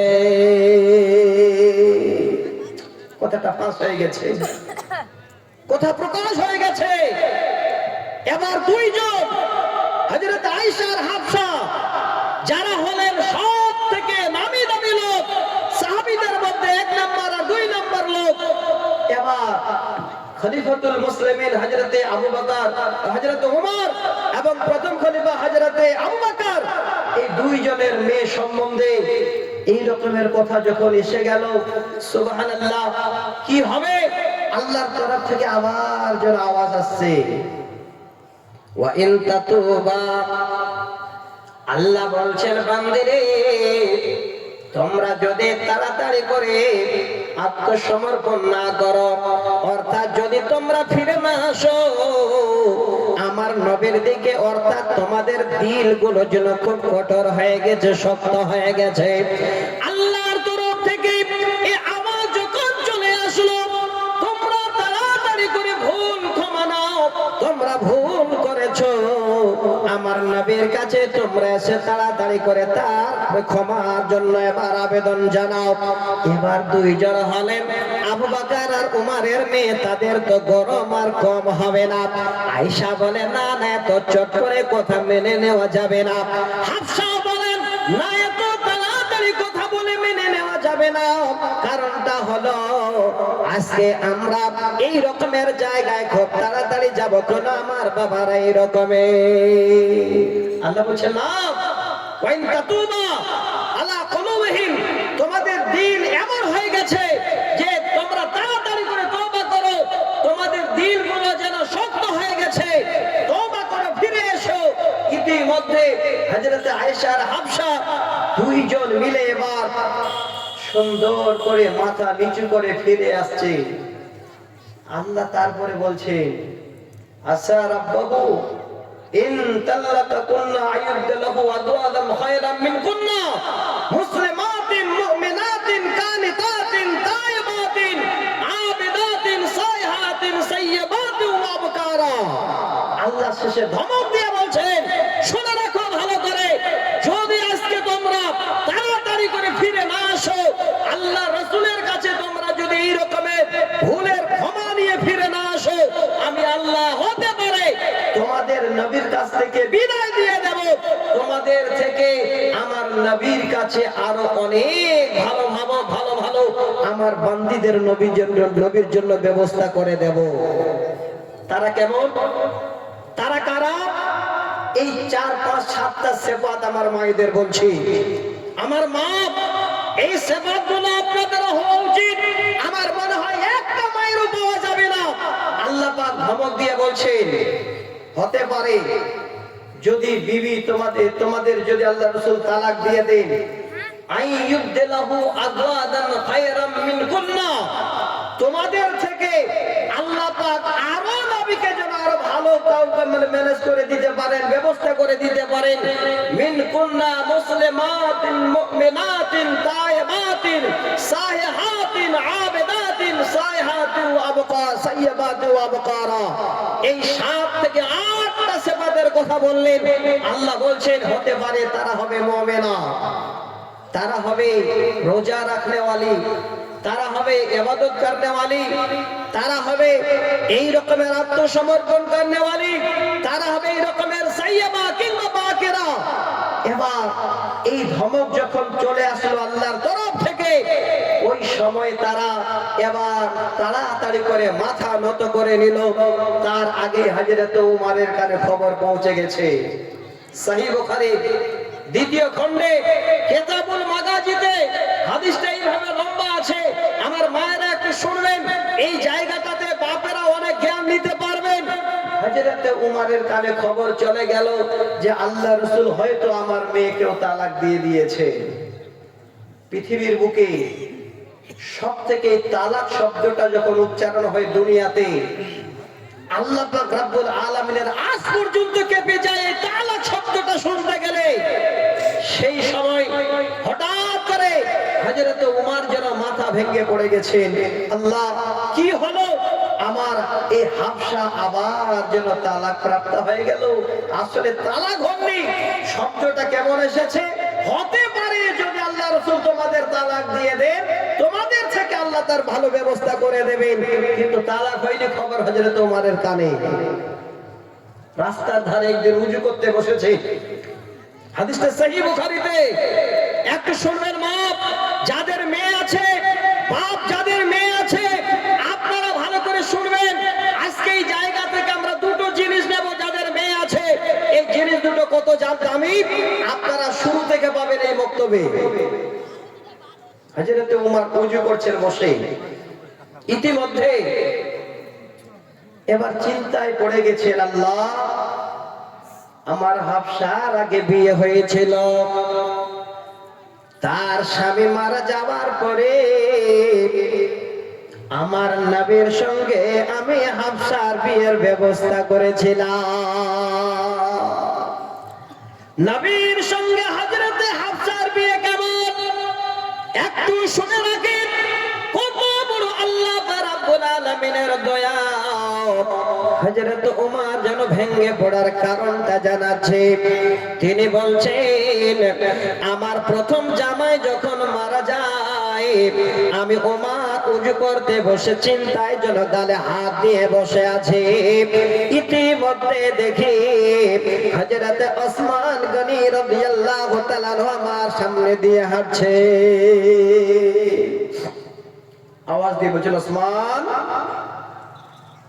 হে ওসমান, তুমি যদি চাও আমি আমার মেয়ে হাফসার সঙ্গে তোমার বিয়ে দিতে চাই। ভালো করে শুনেন, যদি কারো ঘরে তালাক প্রাপ্ত মেয়ে থাকে, কারো ঘরে যদি রকমের দুঃখিনী মেয়ে থাকে, বাবাদের যেন ঘুম হয় না। বাবারা যেন মেয়ের জন্য চিন্তায় ভেঙে পড়ে। হ্যাঁ মা, হ্যাঁ বোন, আপনাদের জন্য বলছি রে বোনেরা, একবার লক্ষ্য করে দেখেন। হযরত ওসমান গেলেন, হযরত উমর যখন আওয়াজ দিলেন, হযরত ওসমান বলছেন, আমার এখন কথা বলার টাইম নাই, মাথা নিচু করে চলে গেলেন। হযরত উমর যেন বলছেন, আল্লাহ, আমি এবার মাথাটা মাটিতে ঢুকিয়ে দিই নাকি? এত করে বললাম, কথা বলার সময় নাই বলে চলে গেলেন। ইতিমধ্যে সেখানে বসে আছেন হযরত উমর উজুর পানি নিয়ে উজু করার জন্য। হযরত আবু বকর এবার রাস্তা দিয়ে যাচ্ছেন। হযরত উমর বলেন, আবু বকর, যদি তুমি চাও আমার মেয়েকে আমি তোমার সঙ্গে বিয়ের ব্যবস্থা করতে চাই। হযরত আবু বকর কিছুই না বলে ইশারা করে চলে গেলেন। তিনি অবাক, হায়রে আবু বকর, একবারও যেন কোনো কথা না বলে চলে গেলে, একবারও আমাকে জানালে না। হযরত আবু বকর এবার পার হয়ে চলে গেলেন। কিছুক্ষণ বাদে নবী মুহাম্মদ রাসূলুল্লাহ সাল্লাল্লাহু আলাইহি ওয়াসাল্লাম তিনি রাস্তায় যাচ্ছেন। যেতে যেতে দেখেন হযরত ওমর যেন মাথা ভেঙে পড়ে আছে উজুর পানি নিয়ে।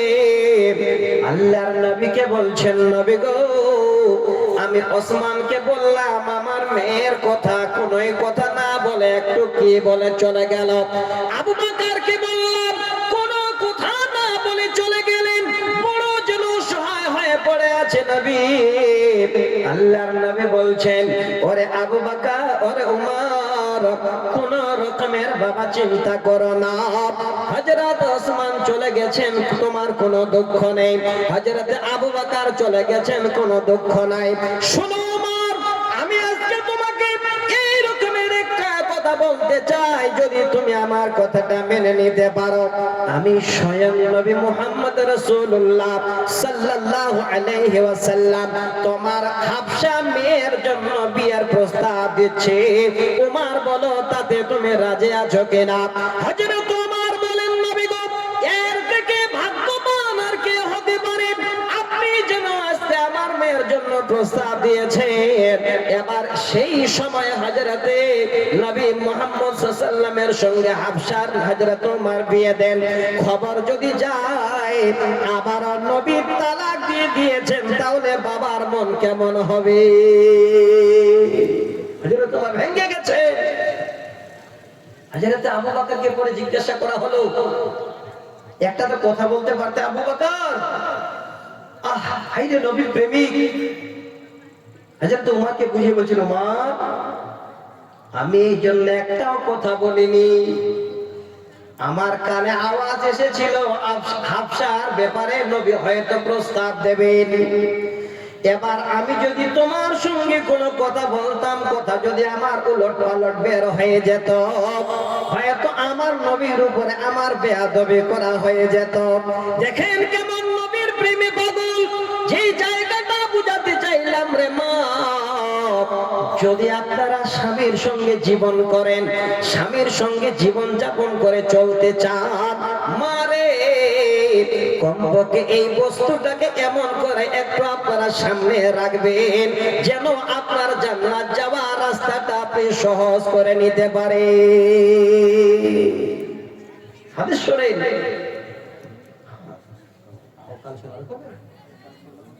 আল্লাহ, আমার তো মাথায় ছিল না। আমি ভাবছি আজকে ফলিয়া পুজোদের জন্য করবো, কিন্তু আপনারা ভাই আপনারা চলে যাবেন তো নাকি? কারা কারা যাবেন ওটা দেখান তো। যাবেন না? যদি না যান তাহলে আমি একটু অল্প বক্তব্যের জন্য ভিক্ষা করতে চেয়েছিলাম, বুঝতে পেরেছেন? ডাইরেক্ট আপনাদের মানে ঘুরিয়ে কথা বলবো না, চাদরটা দেব, চাদরটাতে দেবেন। আর এই বক্তব্যটা কত দামি কথা তো শুনে গেলেন। মাদানী সাহেব বললেন প্রত্যেক জায়গায় একটা করে বক্তব্য রাখেন, কমপক্ষে প্রাথমিক অবস্থায় ছেলে মেয়েরা যেন শিক্ষাটা নিতে পারে, সে 10টাই ছেলে মেয়ে হোক। তো আমি একটা চাদর পাঠাচ্ছি, আপনারা সবাই দেবেন। আর বেশি সময় না নিলেও আধা ঘন্টা মতো থাকেন, আমি 4 থেকে 5টা হাদিস শোনাবো। এই 4-5টা হাদিস শুনে ইনশাআল্লাহ মায়েদেরকে বলবো চলে যান, রাত হয়ে গেছে আর ঠান্ডা অনেক বেশি পড়ে গেছে। হ্যাঁ, আর যদি বলেন যে না শেষে একটু ধামাকাটা হয়ে যাক নাকি, এ ভাই ইউটিউবে আবার এই কথাগুলো ছাড়িয়ে না, ধামাকা না হলে সব বেকার হয়ে যাবে। ইউটিউবে না খুব ভয় লাগছে আমাদের, কোনো কথা বলতে গেলেই তখন ঝামেলা হয়ে যাচ্ছে। আপনাদের একটা 2-4টা শোনাবো কিছু, আমি জানি যে আপনাদের শোনাতে হবে। যদি লাস্টে কিছু না শোনায় বলবেন যে আসলে ভালোই হলো না। হ্যাঁ জানি তো, হ্যাঁ একটু শেষে আপনারা বসবেন, দেবো ইনশাল্লাহ। আপনাদের নিয়ে এসেছি কিছু। তো অনুরোধ করছিলাম, একটা চাদর পাঠাচ্ছি, ওই চাদরে আপনি 500 দিতে পারেন, 1000ও দিতে পারেন, 1 টাকাও দিতে পারেন। তবে নিয়ত করে যদি এসেছেন আল্লাহ 1000 দেবো, 1000 টাকাই দিয়ে। আর যদি বলে যে চাদর এসেছে 100 দিয়ে পার করে দেবো, 900 টাকা যদি ঘুরিয়ে নিয়ে যান নিয়তের টাকা, ওই টাকাটা খাওয়া আপনার হালাল হবে না। ভালো করে লিখে নেন আপনারা কথাটা। তো আমি অনুরোধ করব, একটা চাদর দিচ্ছি আমার মায়েদের কাছে, আপনাদের কাছে। আপনি বক্তব্যটার জন্য বেশি বেশি করে আপনারা দান দেবেন, চান্দা দেবেন, যেন বক্তব্যটা চলে। এবং খুব ভালো লেগেছে আমার বন্ধু আব্দুল আখে, খুব ভালো আলেম, ফারাকাত কিশোরগঞ্জ থেকে একসঙ্গে পড়াশোনা করেছি। ছেলে মেয়েদেরকে যে শিক্ষাটা দেবেন প্রাথমিক অবস্থায়, আশা করি আপনারা বাবারা মায়েরা যেদিন কবরে যাবেন সেদিন এই ছেলেটাই আপনাকে এই কবরে আপনার সমস্ত খোরাকটা যোগাবে ইনশাআল্লাহ। ছোট থেকে সবই বক্তব্যে শেখানো হবে। আমি অনুরোধ করছি এই বক্তব্যটার জন্য একটু হাত বাড়াচ্ছি আপনাদের কাছে, যারা দেবেন 500, 1000, 2000, 1000, 500, 100 করে দিয়ে যাবেন, কিন্তু কেউ চলে যাবেন না। অনুরোধ, আমাকে 2-4-5টা কথা বলতে দিয়ে, না বলতে দিয়ে আপনারা চলে যাবেন না, এটা আমি অনুরোধ করছি। আর যদি চলে যেতে চান তখন শুরু করবো আমিও শেষে, আমি কি করি না, বুঝলে? এবার বলুন আমি কি করলাম মানে জানেন, সুখের আশায় ঘর বানিয়া আসল মানুষটারে হারাইলাম। একটু ধৈর্য ধরবেন, খালে ঘুরিয়ে বললাম কথাটা, তখন ডাইরেক্ট বলবো ইনশাআল্লাহ। একটু দিয়ে দেন, তাড়াতাড়ি করেন তো দেখি, আল্লাহর ওয়াস্তে 5 মিনিটের মধ্যে দিয়ে দেন, যেন এই দিকে আর কোনো নজর না থাকে। তাহলে আমি ঠিক করে আপনাদের 2-4টা হাদিস শোনাবো। প্রথম যে হাদিসটা পড়েছিলাম তরজমাটা করিনি, আমার মায়েদের এবারে এই হাদিসটা তরজমাটা করব, আর শেষের আয়াতের তরজমাটা আপনাদের খুব জমিয়ে করে দেব। আমার মায়েরা খুশিতে হাসতে হাসতে বাড়ি যাবেন, আর বাড়ি গিয়ে নিজের স্বামীকে হাত দুটো ধরে বলবেন, আমি তোমার বধূ, তুমি আমার স্বামী, খোদার পরে তোমায় আমি বড় বলে জানি। দেখেন জান্নাতের দরজা খুলতে শুরু হয়ে যাবে। আমার মা দেরি করেন না, একটু তাড়াতাড়ি করে দেন, তাড়াতাড়ি করেন। চাদরটা গেছে। আচ্ছা কেউ যদি মনে করে যে 500, 1000 মুখে এসে দেব, কারো যদি মন চায় 1জন 2জন দিতে পারবেন, 1000, 2000, 1000, 500 করে। আমি কিন্তু এটা মাথায় রাখিনি, আমি ভাবলাম যে এমদাদ ভাই বোধহয় মনে হয় আপনাদের কাছে করে নিয়েছে, আর আমি 2 ঘন্টা আপনাদের আগে একদম শুধু কথা কিছু শোনাই। কিন্তু আমার কানে যে কথাটা আসবে আগে থেকে জানলে হয়তো আরো চিন্তা ভাবনা আগে করতাম। তো যাক ভাই, একটু হাত বাড়ান তো দেখি, তাড়াতাড়ি করেন যদি পারেন। আমার মা বোন আপনাদের কাছে চাদর, ওখানে চাদর দিয়েছো ভাই? হ্যাঁ, একটু দুঃখ সংবাদ, তাহলে এই যে মালিয়ার গ্রামের এক ভাইয়ের মোবাইল হারিয়ে গেছে, সে মোবাইল ভর্তি কেউ যদি পেয়ে থাকে অবশ্যই স্টেজে দিয়ে যাবে। মালিয়ার এক ভাইয়ের মোবাইল হারিয়ে ফেলেছে, যে কোনো কারণে হারিয়ে গেছে, সে মোবাইল আপনারা যদি কেউ পেয়ে থাকেন অবশ্যই স্টেজে দিয়ে যাবেন। ও দিয়ে দেবে ইনশাল্লাহ। জালসা শুনতে এসে না দিলে তার কখন দিবে? হ্যাঁ ভাই দিয়ে যাবেন গো, ইমানের পরিচয় দিয়ে। আচ্ছা ভাই একটু চাদরটা তাহলে ঘুরে আসুক ইনশাল্লাহ। আপনাদের কাছে আর কোনো জোর করবো না, তাড়াতাড়ি করবে, তাড়াতাড়ি। তুমি ডাকবো? আচ্ছা ভাই দুইজনকে আমি একটু নাম ধরে ডাকছি, রাহুল ভাই কিংবা আব্দুল মাতিন। আছেন এখানে কেউ? ভাই আছেন এখানে? আছেন এখানে কেউ? কারো পাশে দেখা যাচ্ছে না যে? ভাই আমার, আপনি মনে করুন আমি আপনার নামটা ধরে ডাকিনি, আল্লাহর তরফ থেকে নামটা হয়তো কবুল হয়েছে আপনার। আব্দুল মাতিন ভাই কিংবা রাবিউল ভাই, রাহুল ভাই, কে কে আছেন আপনারা? একটু হাত দেখান তো দেখি, আমি খালি চেহারাটা আপনাদের দেখবো। ভাই গ্রামের মানুষ আপনারা জানি আল্লাহ দিয়েছে অনেক গ্রামে এখন ঠিকাদার, অনেক পুঁজিপতি, অনেক ব্যবসায়ী বাইরে যাচ্ছে আসছে, আলহামদুলিল্লাহ কত সুখ। আল্লাহ যেন ভাইজানদের আরো সুখকে ফিরিয়ে দেন। আল্লাহু আকবার। আচ্ছা টাকাটা দেখতে পেলাম, চেহারাটা যে দেখতে পেলাম না, চেহারাটা দেখা যাবে না? আব্দুল মাতিন কোনটা? আব্দুল মাতিন ভাই কোনটা গো? একটু চেহারাটা দেখলাম ভালো। এরে বাবারে, দুইজন এক জায়গায় বসে আছে নাকি এক চাদরে?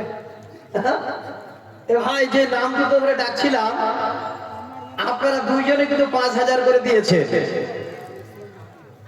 আব্দুল মাতিন আর রাহুল ইসলাম যদি না আসেন তাহলে এক বন্ধুর টাকা এক হাতে এসেছে আর একটা হাত বাকি আছে, মানে আর 5,000 করে দেন, জোর করবো না।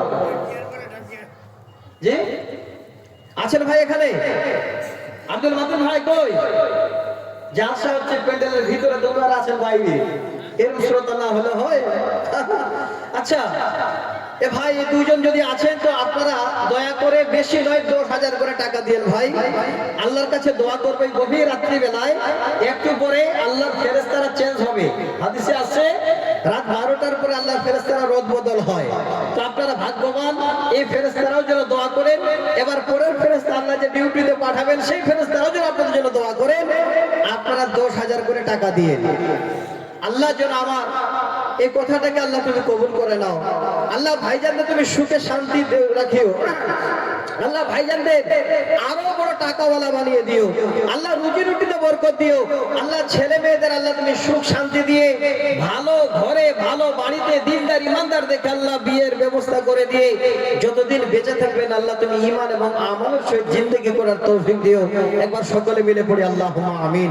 হে ভাই আপনাদের কাছে 10,000 করে আবেদন না হলে লিখে দেবেন। আলহামদুলিল্লাহ নাম দুটো বলেছিলাম, ওনারা না আসলেও কিন্তু টাকা দিয়েছেন আধা করে, আর আধা টাকা বাকি। মনে হয় চলে এসেছে খবরটা।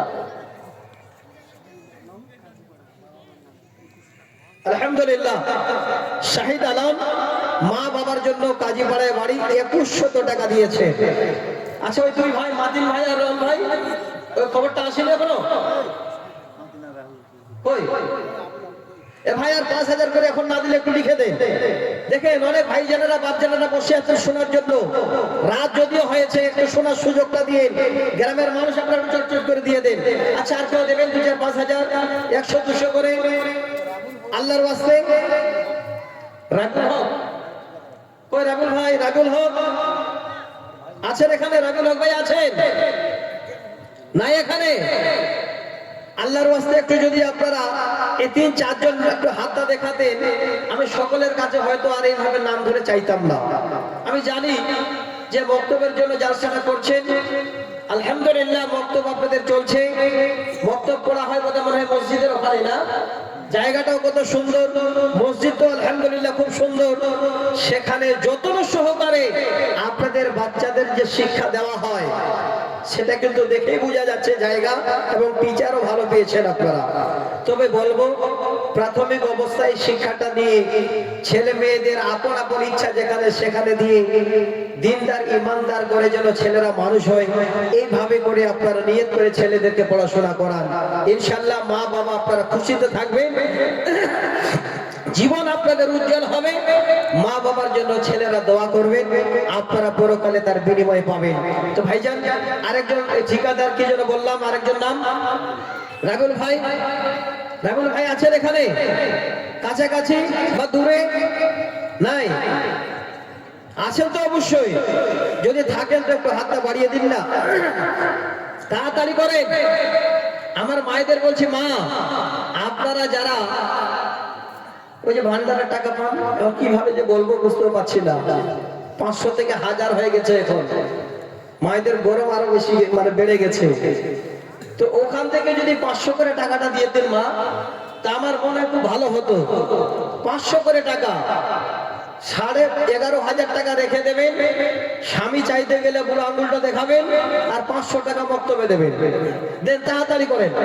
কোন মা যদি পারেন 500 করে টাকা, আপনাদের জন্য বলছি, এই টাকাটা যেন আল্লাহর জান্নাত যাওয়ার জন্য একটা বড় আপনাদের রাস্তা হয়ে যায়। ছোট্ট একটা হাদিসের টুকরো শোনাই। হাদিস নাম্বার 8086, নবী বলছেন, ইত্তালাতু ফিল জান্নাতি ফারাআইতু আকসারা আহলিহাল ফুকারা ওয়া ইত্তালাতু ফিন নারি ফারাআইতু আকসারা আহলিহান নিসা। নবী বলেন, জান্নাত দেখলাম তো জান্নাতে দেখি গরিবেরা, যারা নিঃস্ব তারা আল্লাহর জান্নাতে যাচ্ছে। জাহান্নাম দেখলাম, ওই সময় যেন জাহান্নামে লক্ষ্য করলাম। ইত্তালাতু ফিন্নারে ফারাআইতু আকসারা আহলিহান নিসা। আল্লাহর জাহান্নামে দলে দলে ঝাঁকে ঝাঁকে শুধু মেয়ে মানুষেরা তারা জাহান্নামে যাচ্ছে।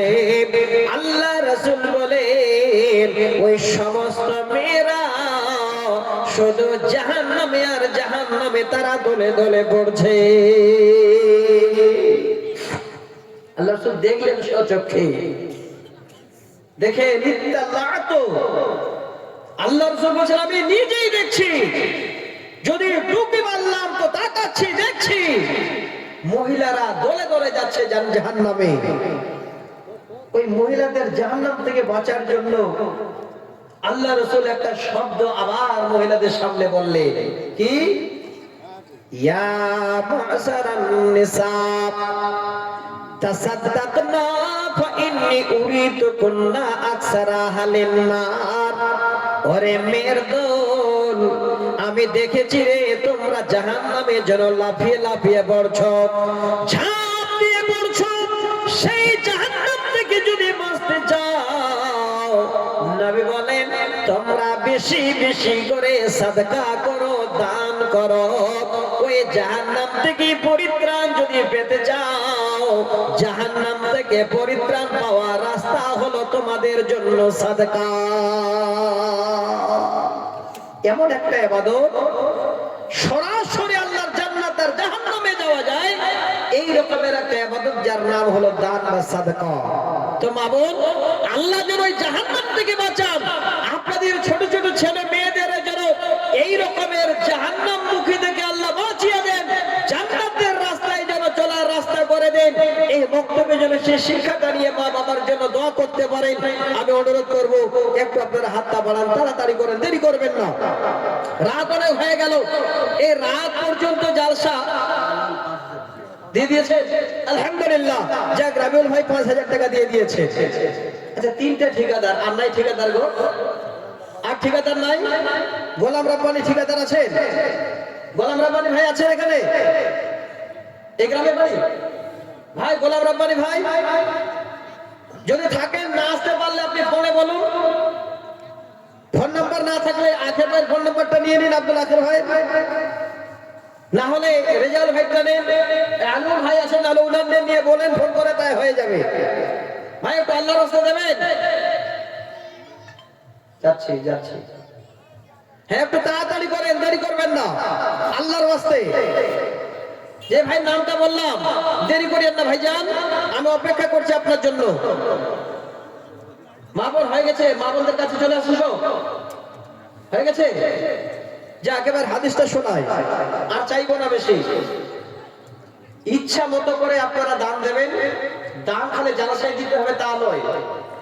ছেলে মেয়েরা বক্তব্যে যাচ্ছে, যখন ছেলে মেয়েটা বাড়িতে আসলো, আপনাকে দৌড়ে এসে বললো, আম্মা আমার ওস্তাদ আমার মাওলানা আজকে এই দোয়াটা শিখিয়েছেন, খাবার পরে এই দোয়াটা পড়তে হয়, ঘুমাতে যাই তখন এই দোয়াটা পড়তে হয়। আপনাকে খুশি হয়ে ওই মক্তবের সেক্রেটারি কে আছে, কেশিয়ার কে আছে, তাড়াতাড়ি করে গিয়ে 1000-2000 টাকা সাদকা দিয়ে আসা উচিত যে আল্লাহ এই শিক্ষাটা জীবনে এই মক্তব থাকার কারণে আমার ছেলে আমার মেয়েটা পেয়েছে।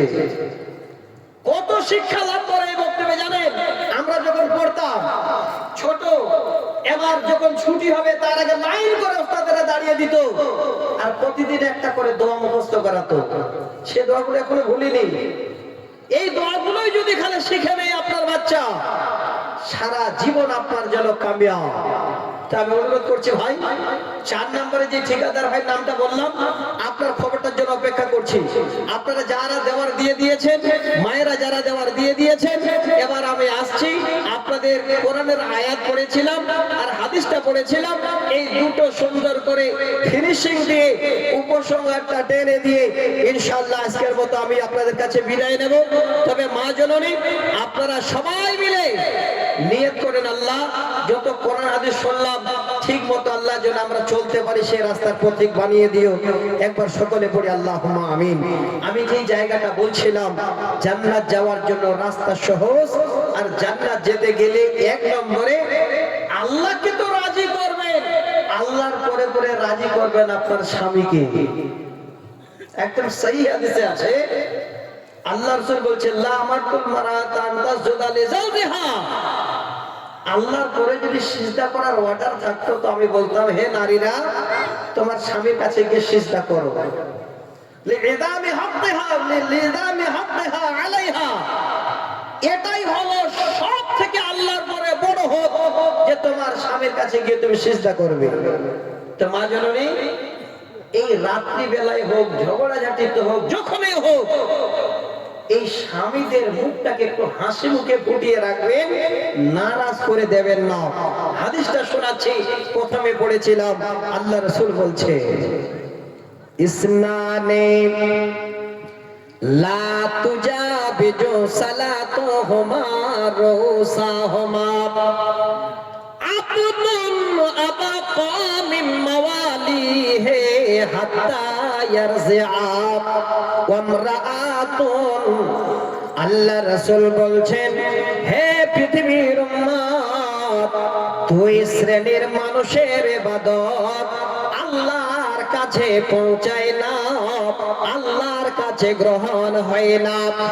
ওই 2 শ্রেণীর মানুষ, 1 নাম্বার হলো আব্দুল আবাকা মিন মাওয়ালিহি, এমন একটা গোলাম যে গোলাম মালিককে না বলে চলে গেছে, যতক্ষণ সে ফিরে না আসে তার ইবাদত আল্লাহর কাছে যায় না। দ্বিতীয় নাম্বার হলো ওয়ামরাতুন নাসাত জাওজুহা হাত্তা তারজিআ। হে মা আমার, আপনি যতই পর্দা করেন, যতই বসে বসে কোরআন পড়েন, যতই যা কিছু করেন রে মা, আপনি যদি আপনার স্বামীটাকে নারাজ করে দিয়েছেন, যেমন হযরতে হাফসা আয়েশা আল্লাহ রাসূলকে যেন এইভাবে করে নারাজ করে হালাল জিনিসকে হারাম করিয়েছেন, আপনি রে মা আপনার স্বামীকে যদি নারাজ করে দেন, স্বামী যদি রাগ করে আপনার বাড়ি থেকে বেরিয়ে যায়, আপনার স্বামী যদি 4 দোকানে সময় পাস করে, বলবে নবী বলছেন হাত্তা তারজিআ, যতক্ষণ পর্যন্ত তোমার স্বামী রাজি না হবে, যতক্ষণ পর্যন্ত তোমার স্বামীকে তুমি রাজি না করতে পারবে রে মা, তোমার ইবাদত আল্লাহর কাছে যাবে না। লা সালাতা রুসাহুমা, নবী বলছেন তোমাদের নামাজ যেন তোমাদের মাথার উপরে যাবে না। রাজি করেন? দোষ ত্রুটি যদি আপনাদের হয়, স্বামীরাও বের করে দেবে না। কেন দেবে না? এবার আয়াতটা শোনাচ্ছি। আল্লাহ পাক বলেন, ওয়া আশিরুহুন্না বিল মা'রুফি ফা ইন কারিহতুমুহুন্না ফা আসা আন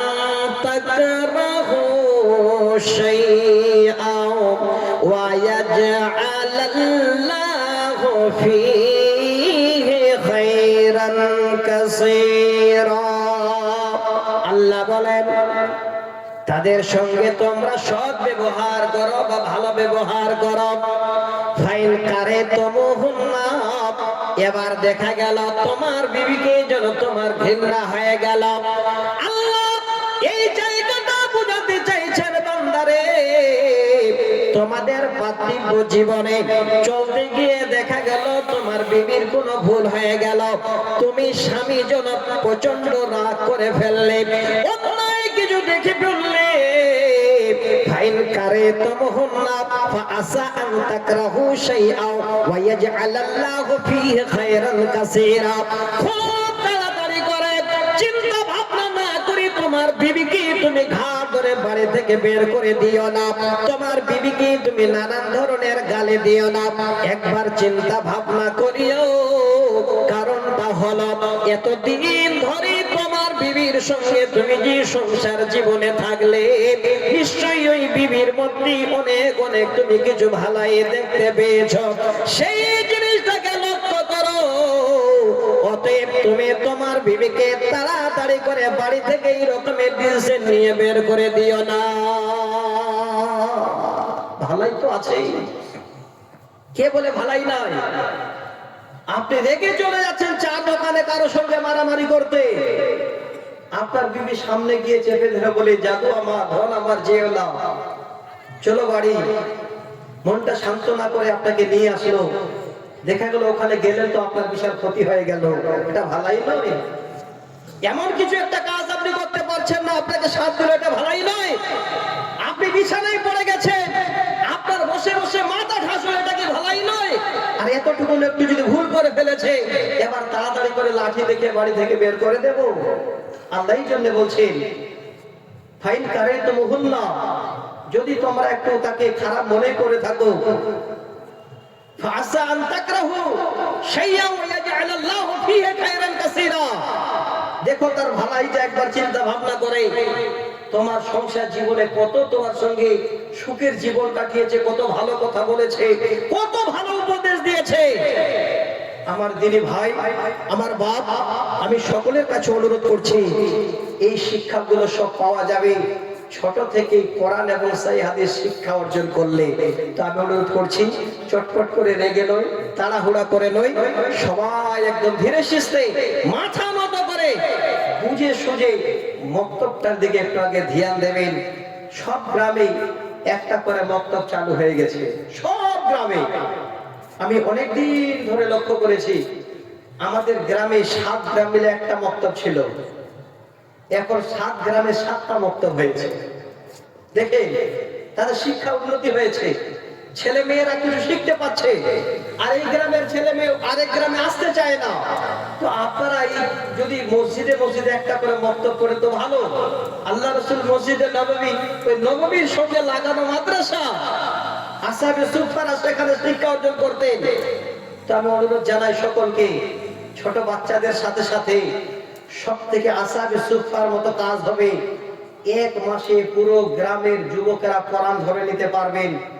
সামনে রোজার মাস আসছে, আমার আব্দুল আখের ভাই আছেন, প্রত্যেক মসজিদের ইমামদের বলবো, মাদ্রাসার বক্তব্যের মানে মাওলানাদের বলবো, প্রতি রোজাতে 1 মাসের মধ্যে যুবক ভাইজানদের সকলকে কোরআন ধরার ব্যবস্থা করে দিয়ে, এটা একটা জারিয়া আমাদের গ্রামে শুরু হয়ে গেছে।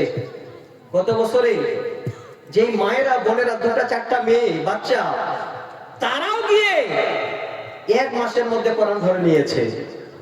এটা একটা শিক্ষার একটা রাস্তা। তা আমি অনুরোধ করছি, এইভাবে করে যেন শিক্ষাটাকে আমরা বাঁচিয়ে রাখতে পারি, এই প্রতিষ্ঠানগুলোকে যেন বাঁচিয়ে রাখতে পারি। সকলের কাছে আমার আবেদন এটাই, যেন শেষে আবেদন জানাবো যে এই বক্তব্যটাকে আপনারা কেউ ভুল বুঝে পয়সা দেব না, দান দেব না, রাগ করে থাকবে, এটা করিয়েন না। যতগুলো শিক্ষা প্রতিষ্ঠান আছে সব আমাদের এই জাতির উন্নতির জন্য। তো ভাই আর লম্বা করছি না, আপনারা তো জানেন রাত 12টা হলে আমরা থাকি না, কিন্তু এই দেশের লোক যে কেন পালায় না, 12টা পালা হলো তাও পালান না কেন? আমি তো চাচ্ছিলাম ওনারা পালিয়ে যান, পালান না কেন? আমার মায়েরা কি আজকে একদম মানে বাড়ি থেকে 2 দিনের খাবার খেয়ে এসে বসে যান নাকি? ওটা পালিয়ে যান তাড়াতাড়ি করে, আমিও ছেড়ে দিই, কিন্তু যায় না কেন জানেন, এই যে লাস্টে কিছু শুনবো, হ্যাঁ ওই জন্যই যে এবার দানটা দিয়ে দে, দিয়ে দুটা শুনিয়ে দিয়ে আমিও চলে যাবো। দেন তাড়াতাড়ি করে, দান চলে আসছে, চাদরটা আসছে, হ্যাঁ চাদরটা চলে এসেছে, এই তো মুশকিল, একটু পরে আসলে তারপরে পরে শুনতে পেতেন। দেন আর নাই, আলহামদুলিল্লাহ অনেক হলো, এবার একাধ দুটা কিছু শুনিয়ে দিই নাকি। ও আল্লাহ